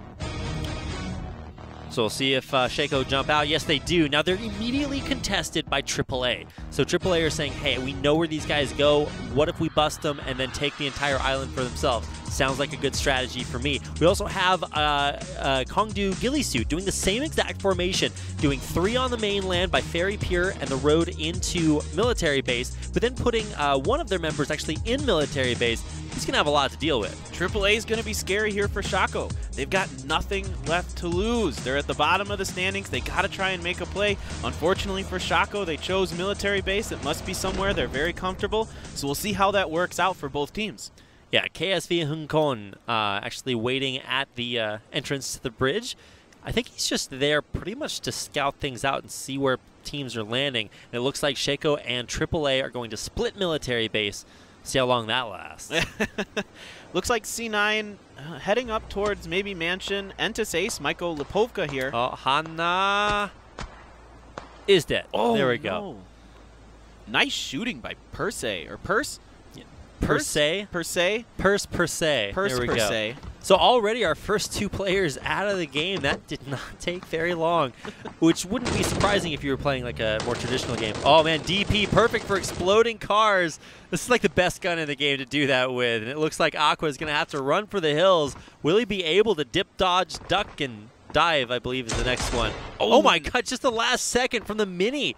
Huge pickup there by Sato, and he will score 1 more kill for the Nightwolves. Those were some really nice aim-down shots by Sato. He didn't hesitate at all. No, man, that ADS paying off with the training. Now, Gak is starting to scout out AAA. He knows exactly where they are, wants to make the Gak come out of their bodies. Right, now this has been Shaco's landmark, so let's see how well they know it. Let's see if they can keep AAA out of here and maybe even come out of it with 4 kills. I love what AAA are doing, though. They realize they're at risk of being relegated. This could be their last game of the entire tournament, or until the wild cards. The biggest thing to watch out for is where you want to pick up your points. So they're saying, hey, we can be outside the circle and get tons of loot and take out a team that we know is, maybe the weak link as one of the open qualifier teams. Yeah, I agree. Shaco hasn't had the greatest day, so AAA may be preying on that a little bit. Maybe they feel like Shaco's a little rattled and they can take advantage of that.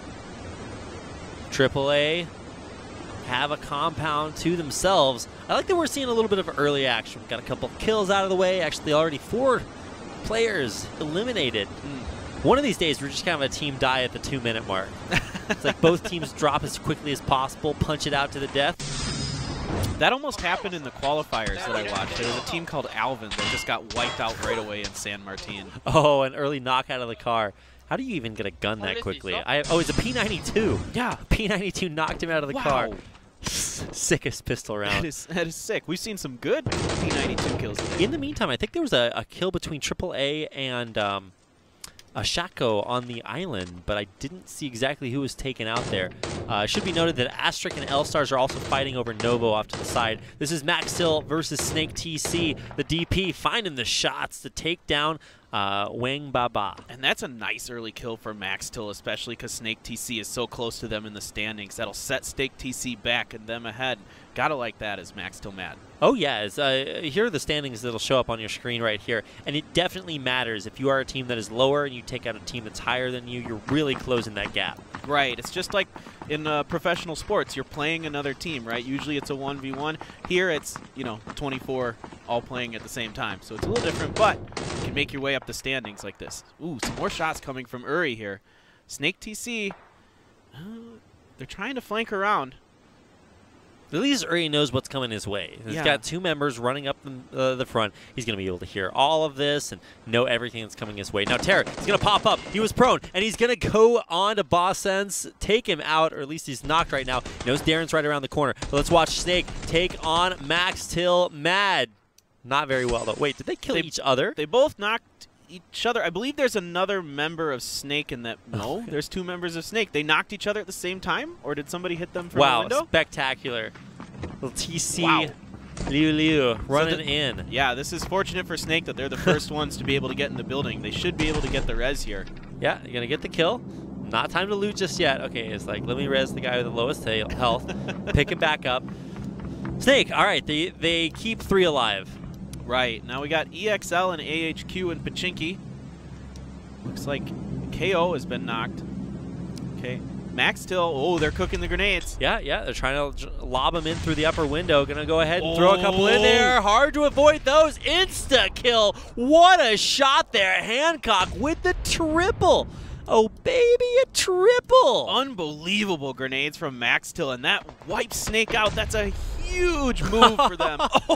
Another sick frag coming in from 805. He's got a lot of headshots. He's shooting them with grenades now. This is awesome to see. These teams with these early grenades just wrecking each other. Oh, man. And he's going to get sick loot off of it, too. I think there's at least a sniper there as well. So just really, really paying off there for Shako, who are maybe starting to feel themselves out. They're a little bit of a rough performance. They bust AAA, and now they're like, okay, we got this. Yeah, really good to see from Shako. I hope they can continue this throughout the rest of the match and maybe get themselves a chicken dinner. I'd love that. As would they. Make my night.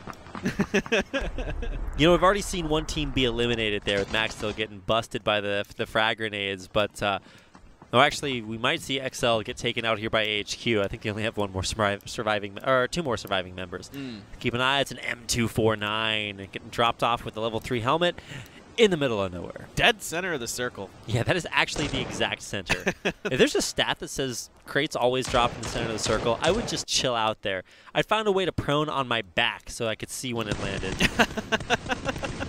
You really like crates. I don't know. I'm kind of getting this vibe. They're the Nestle Wonder Balls of PUBG, man. You got to open them up and see what's inside. What? I've never heard of a Nestle Wonder Ball. It's like a Kinder Egg, but American. Ah, okay. So they're legal. Yeah, we haven't banned Nestle Wonder Balls yet. Those Kinder Eggs, man, they got to go. But the Wonder Balls, that's where it's at. That was my nickname in college. Oh, man. Catch going up against, I didn't see who was actually shooting at him. I believe that is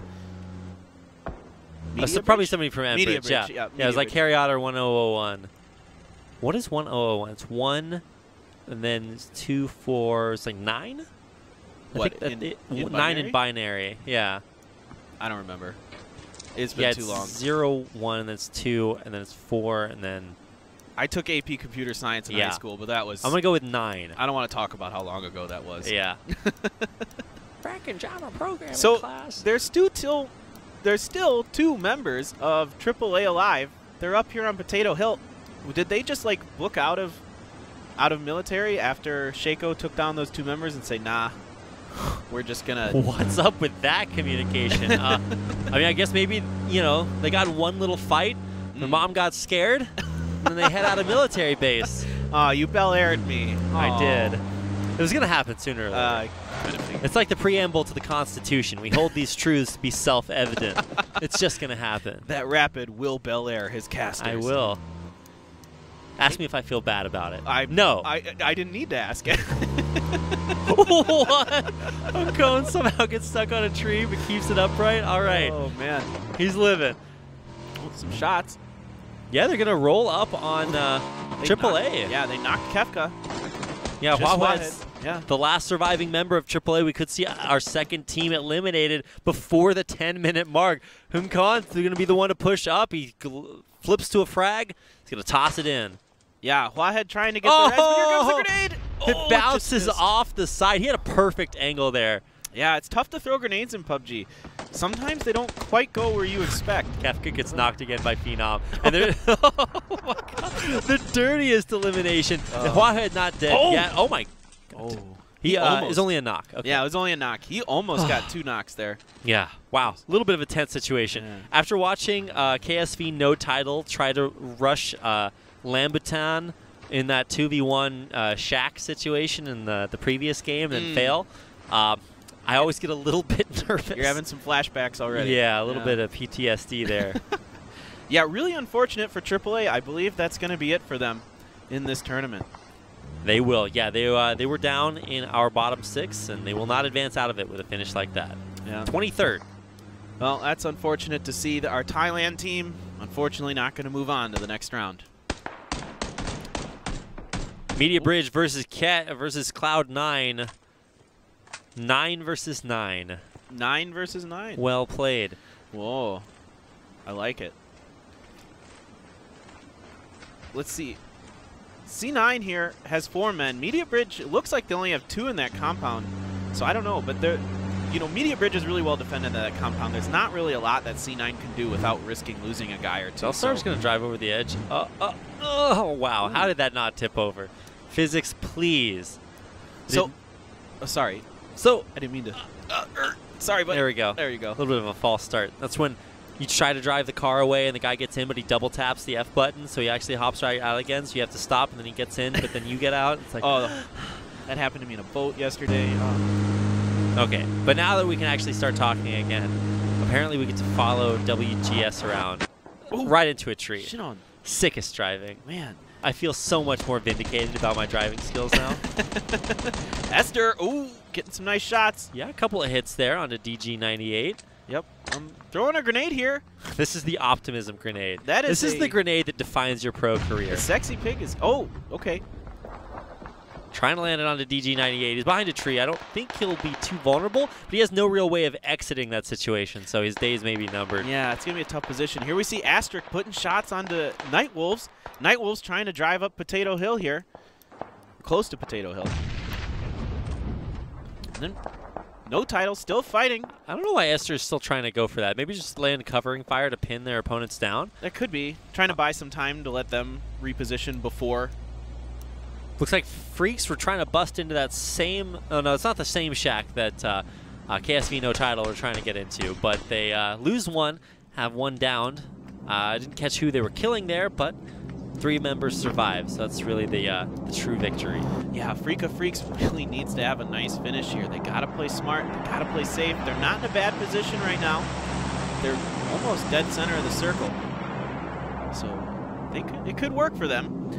One thing that's interesting is L-Stars is pushing in through the farm. And other than INV, which might come up behind them, they might be doing a little nipping at the heels of some of these other teams like Max Till M. And if L-Stars can have a good finish here, they can avoid relegation.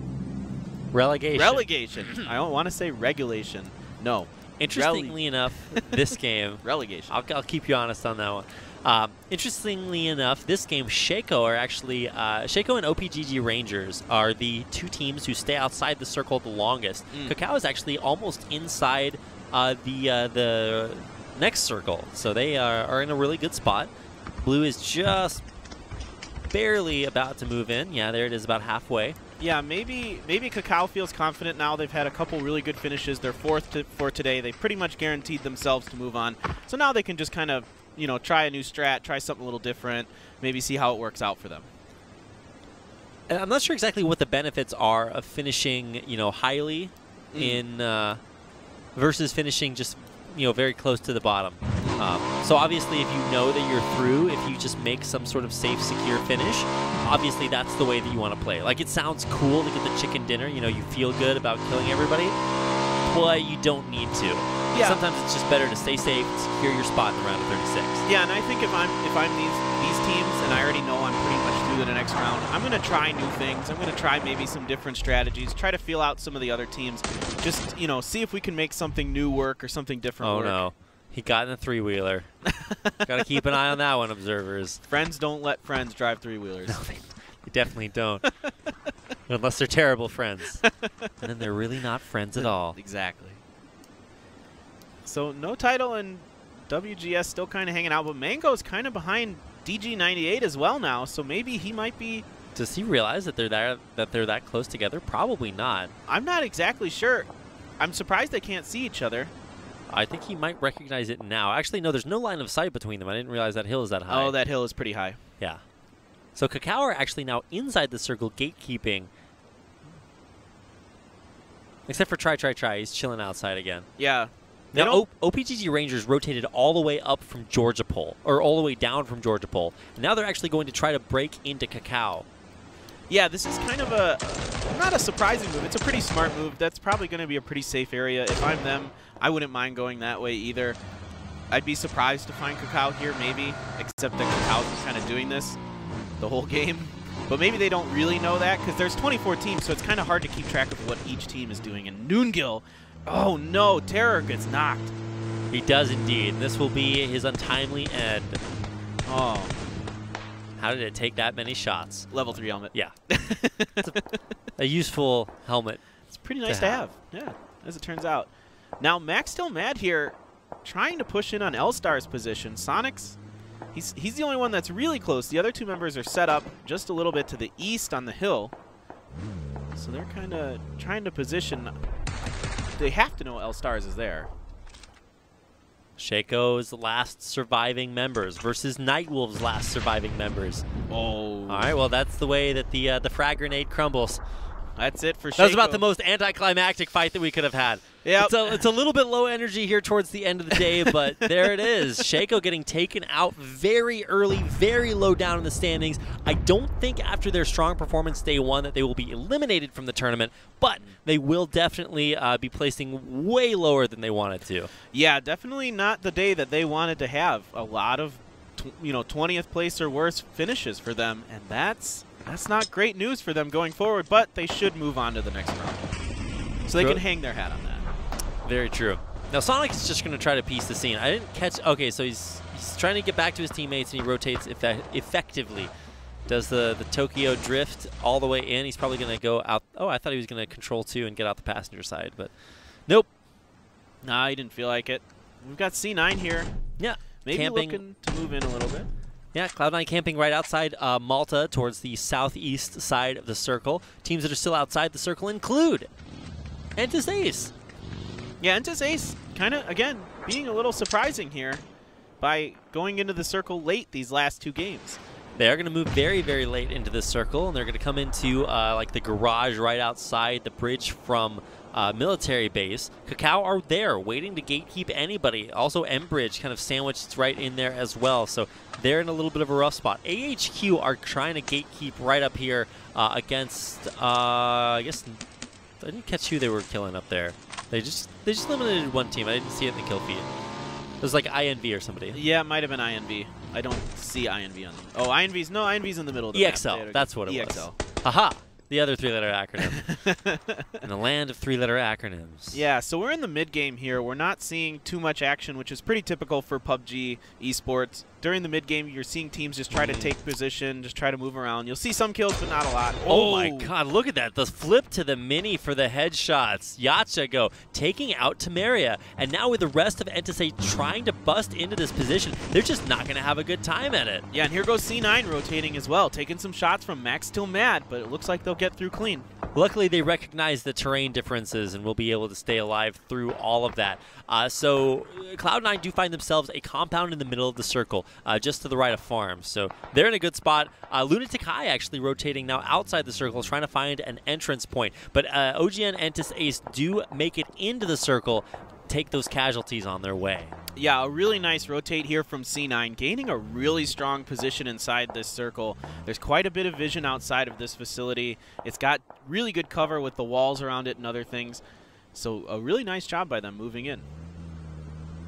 We've got Kakao still trying to keep Entis Ace from moving in. Now Christus, he's trying to get in through the bottom of this 2-story house. I'm not sure if he knows that a member of Kakao is above him. No, definitely not. Maybe they can hear him moving around, but not sure about that. Well, here comes Kongdu Gaming Gilly, or Kongdu Gilly Suit. Yeah. Yeah, they're moving in. It looks like they secured themselves a nice little facility there. So pretty soon these two teams are going to want to rotate. Ooh, Yoni taking a frag, throwing a frag. Some people throwing another frag in there. Try. Just, you know, chilling out on the beach. beach. That's going to knock him. Yeah, right through the window. A beautiful frag angle takes Yoni down. And so that means either Kakao are going to have to rotate to pick him up, or he's going to get taken down. Yeah, it's going to be tough for them to get over there. Try was just, you know, hanging out on the beach, laying his towel out, setting the umbrella up, asking somebody to put some suntan lotion on him. But he's going for it. Let's see if this works. Going to break that window. That makes a lot of noise. You can hear the window breaks within, I think it's about 50 meters. It might be longer than that. It might even be like 60 or 70 meters. Blackbean's up top. Yachigo across. Can he fire through the window and get some help there? Blackbean, he's guarding the stairwell. Third person mode, definitely in his favor. Yeah, he's okay for now. It's the other members of Kakao I'm worried about. But they did get Yoni rezzed. They're outside the circle too, so they're going to keep taking damage. Some frags thrown out just to get some zoning going on. And just down below, Kakao, Blackbean up above. The rest of his teammates are also still there with him. Yeah, I really like what Kakao's doing here. They're making Entis play their game. Outside of the circle, kind of being patient, not needing to move. Entis Ace likes to move in early to the circle, and Kakao's kind of messing with their normal strategy. Now, Blackbean could just find a window, jump out, and piece the scene to the rest of his teammates. Maybe get some covering fire to help him out there. But I think he actually wants to have to fight the 1v3. He might. I mean, he might have the confidence to just do this. Here we go. Oh, gets one. Gets one, gets a kill. Trying to use it to his advantage. Gets one, gets two. Wow. Sick play by Blackbean. Blackbean, that's what the confidence is paying off. I love it. And he's also very low outside the circle, too, so you really got to stay safe there. Oh, I think he's actually just barely inside the circle. Yeah, that's what our observers are showing us. Well, he did something really smart there. He boosted before the circle closed. So that gave him just enough health that he actually ended up winning that fight. A really smart, subtle play by Blackbean there. Thank you, observers, for not showing the flashbang. Now, it looks like now Flash Lux are trying to get up into Yachigo. How many men does it take to take down a single Yachigo? Okay, that many. Apparently more. 1 or 3. A few. Somewhere in there. Sick explosion there. Actually gets several knocks on the OPGG Rangers. I think they might have just gotten completely taken out there. Babo going down, so there's at least one more. Nice shooting. Magne, I believe, yeah, the last member left alive there. All of his teammates dead. Yeah. So he's going to have to win the rest of his game, the game on his own. Can he find the shots there? He's firing into a level 3'd out opponent. And down he will go. OPGG Rangers out of it. Not the finish they'd like, but not bad. I believe they should still be moving on. Really? I think so. I think they're out. Are they out? Were they in the bottom 6 teams? I think so. Oh. I thought they were like... We'll get an update on that while we watch the rest of our teams. KSV, no title. First place finish already today, but Sexy Pig might be dead. He is. Nungil with really nice shots with the M4. So Freaks versus no title. Where have I seen this before? Very recently. So Nungil has a great angle. He's got a good position back up against the wall here. Nobody flanking him. We go over to Dingception. Cloud9, one of the few teams with all 4 members alive. Yeah, Cloud9 really in a great position. There's a lot of teams moving up on them, but they've got a lot of cover. They should be able to hold this out, I think. And Eureka and going out to hang out with Dingception in the shack, I find that to be a little strange. Maybe there was a loot exchange there. Ah, quick loot exchange. They're giving him a grenade. Yeah. That makes a lot of sense. Very lucky shack. I find your shack of luck disturbing. So Dingception throwing another grade, but Mira has already left. He doesn't know that. Flux using this ridge to try to push in. They might opt to go a different direction. Not sure if they're going to want to push this. Oh, he's got a 6-shot on try. Look at that angle. Aqua 5. Bonstar Gaming in the top 13. Yeah, a really great day from them. They are just slaying out of their minds today. I think there's actually a crate that just dropped there right in between. That's a great sort of landmark to use here in these final moments. Now, Draft needs to get back inside the circle. It does throw a frag right before he goes. What are the kills coming through? It looks like Bond Spirit Gaming just completely devastated INV. So they are out of there at the hands of BSG. Now look at this last circle. Asterisk is in an amazing position. They Oh have to be just thrilled. They're in this wizard tower. They have to be just absolutely thrilled. Just about as perfect as it gets. The only building left in the circle. That's amazing. Wow. Sometimes you win the circle lottery. Asterisk definitely did this game. Now, granted, that does mean they're going to get pushed from every direction. Yeah. But they've got a great vantage point. Yeah, I mean, teams are going to be able to throw grenades in there depending on their cover and other things around the facility. You've got Akihabara end count. Their name is so hard to say because What end is count, an end count? What is an end count? I don't know. It's the opposite of an uncount. Recount? I know all about those. No. It's like an in count. What does that mean? In counting? I don't know. It's a post ex facto count. There we go. Ex post facto. KSV, no title. They're up against the blue as the blue starts pushing in. Here it goes. They're going to be forced to run in. Bond Spirit Gaming Luna taking some shots at him. Esther actually drives outside the circle and is now trying to weave right back in. Aqua 5 taking a lot of shots as Yunroot gets to a nice hill. He's going to be joined by his teammate and actually gets the counter kill there, taking out Aqua 5.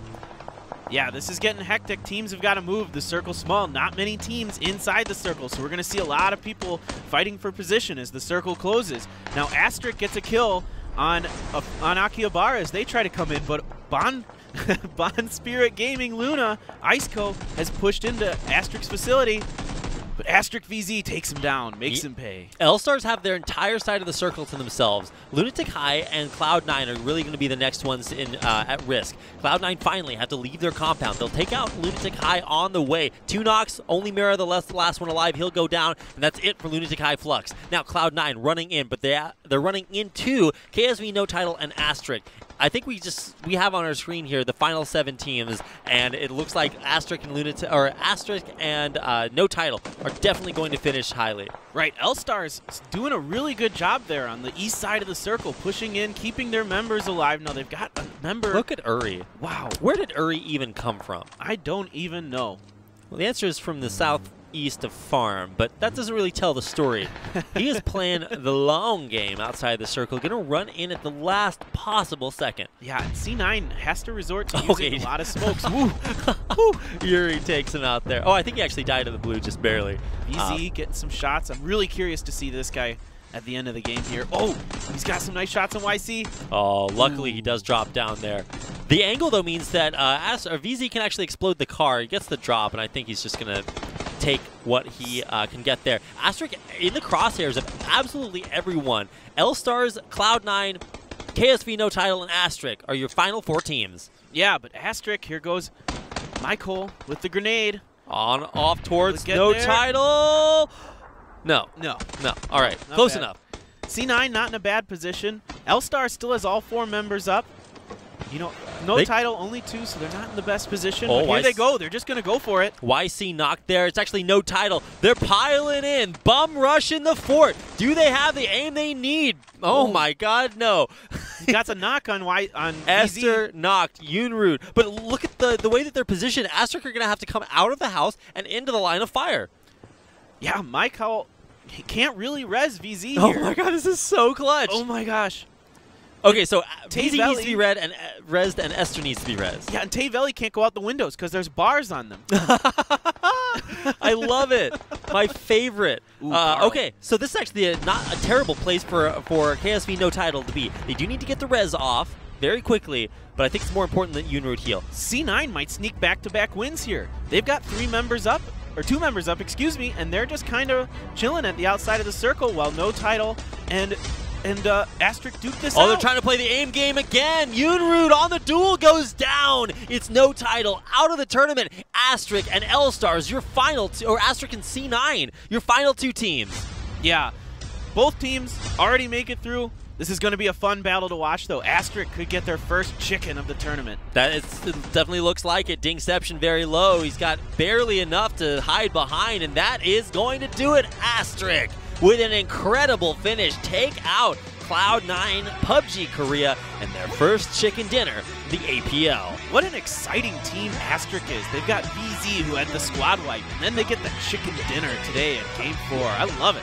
Love it. Give me those hearts, boys. I love it. There's probably lots of hearts being given to them from our packed-out studio audience. Hey, there's Cloud9 Korea. First place in the previous series, a second place here. They are guaranteed going on to the round of 36. They are so good at playing Erangel. Wow, they are just having amazing games on Erangel. I think if you see these guys practice Miramar for next week, they could come out and be a really, really strong team.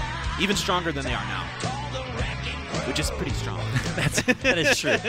On the spectrum from not strong to strong, they're strong. I figured it out. Not as strong as you and your biceps. Oh, no, definitely not.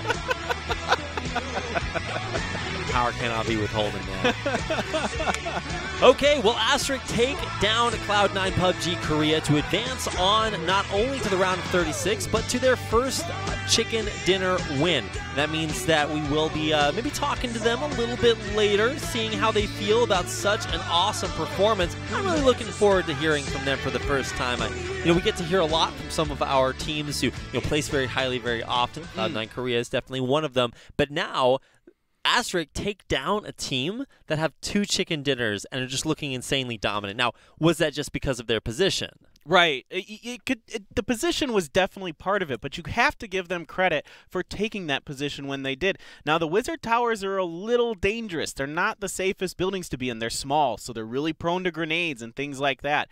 But they took that position. Maybe they kind of had to. They didn't have any other choice, and it ended up paying off. That's how this works. You take positions, and you kind of hope a little bit that the circle works with you sometimes. Well, their hope paid off there. An incredibly exciting finish to our final round of Group A. So that means that while all of our APL number crunchers are typing everything in, we're about to have our final standings for our first group. So, we're already starting to kind of close things down here. APL, it seems like it just started, I know. And now we're already eliminating teams.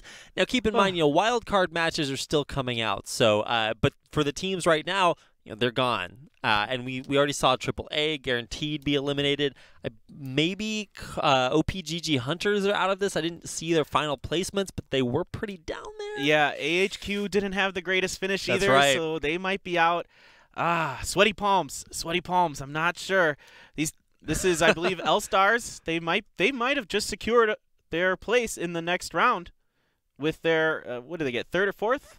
I believe they got third. Yeah, 3rd or 4th. Yeah, 4th. No title got 3rd. Oh, that's right. 4th. They got 4th place. So not bad. A nice finish for them, and probably will let them vault up into that top 18. They do have some ground to cover. They did not have a very good showing on the first day of the tournament. But let's go ahead and look back at us. Here we are. I thought we were going to show the standings there. Looks like we're still totally tallying everything up. And I think that you could see a lot of hope in the L-Stars players' eyes, just because they knew that they had a lot of ground to recover. And they may finally have made it. They didn't look too broken up, so I think they already did the math, and they're probably ready much to better go. at doing math than we are.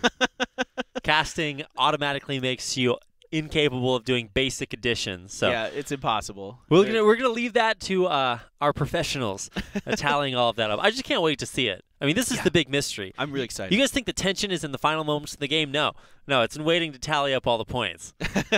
My palms are sweaty already. I feel like, I'm that last person snaking in the grass, and there's 3 other people around me, and I want that chicken dinner. But can I get it? Probably not.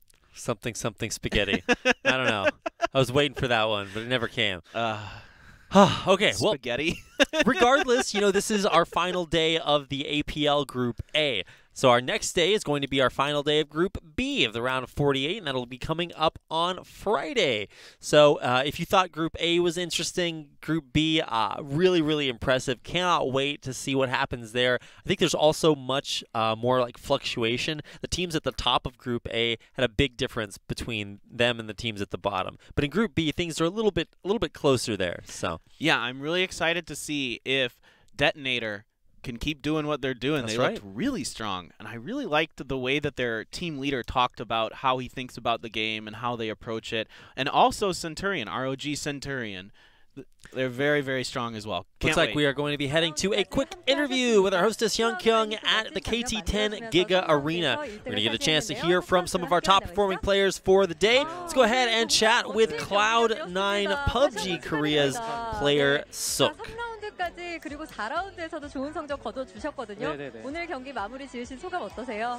So not just round 3, you also play second in round 4. How do you feel? 처음으로 참가하는 대회에서 그래도 48강에서 So after rebuilding our team from the last few tournaments we participated in, I think we are pretty happy about our results, maybe more than even we expected. I think that was the best combination of Dingception's great decision-making and your excellent fighting skills.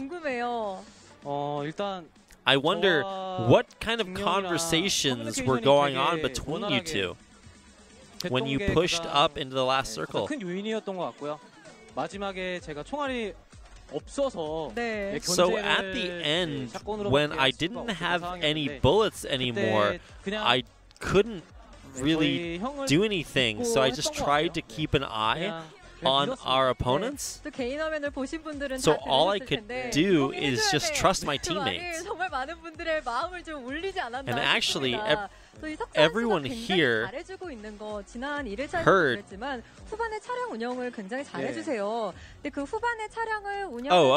They heard that he said to his teammates, "You guys have to do it. I can't do anything anymore." So I was impressed about how you guys utilized your vehicles. Kind of shooting the vehicle until it exploded so that you could hide behind it. He says, I think we tried to use vehicles as much as we can.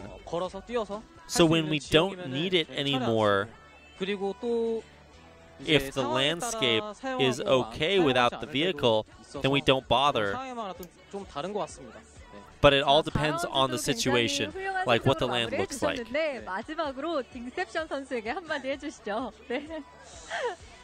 So do you have any final words that you want to say to Dingception?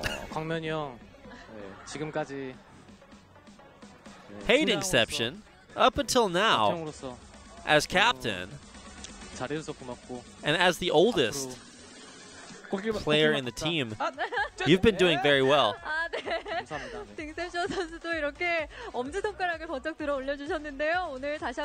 Let's just keep feeling good as the tournament goes on. So thank you for the interview. Of course, a lot of fans in the crowd with Cloud9 fan signs. It's very, very popular. Let's go ahead and get an interview with our member of Asterisk. This is Aw. How do you feel about your victory in the round of 4? Or in round 4? You know, this is what we kind of wanted to do last time, but we couldn't do it in day 1, but I'm glad we were able to do it today. Seems like your performance keeps gradually improving. What was going through your mind? What was going through your team? The conversations were you having?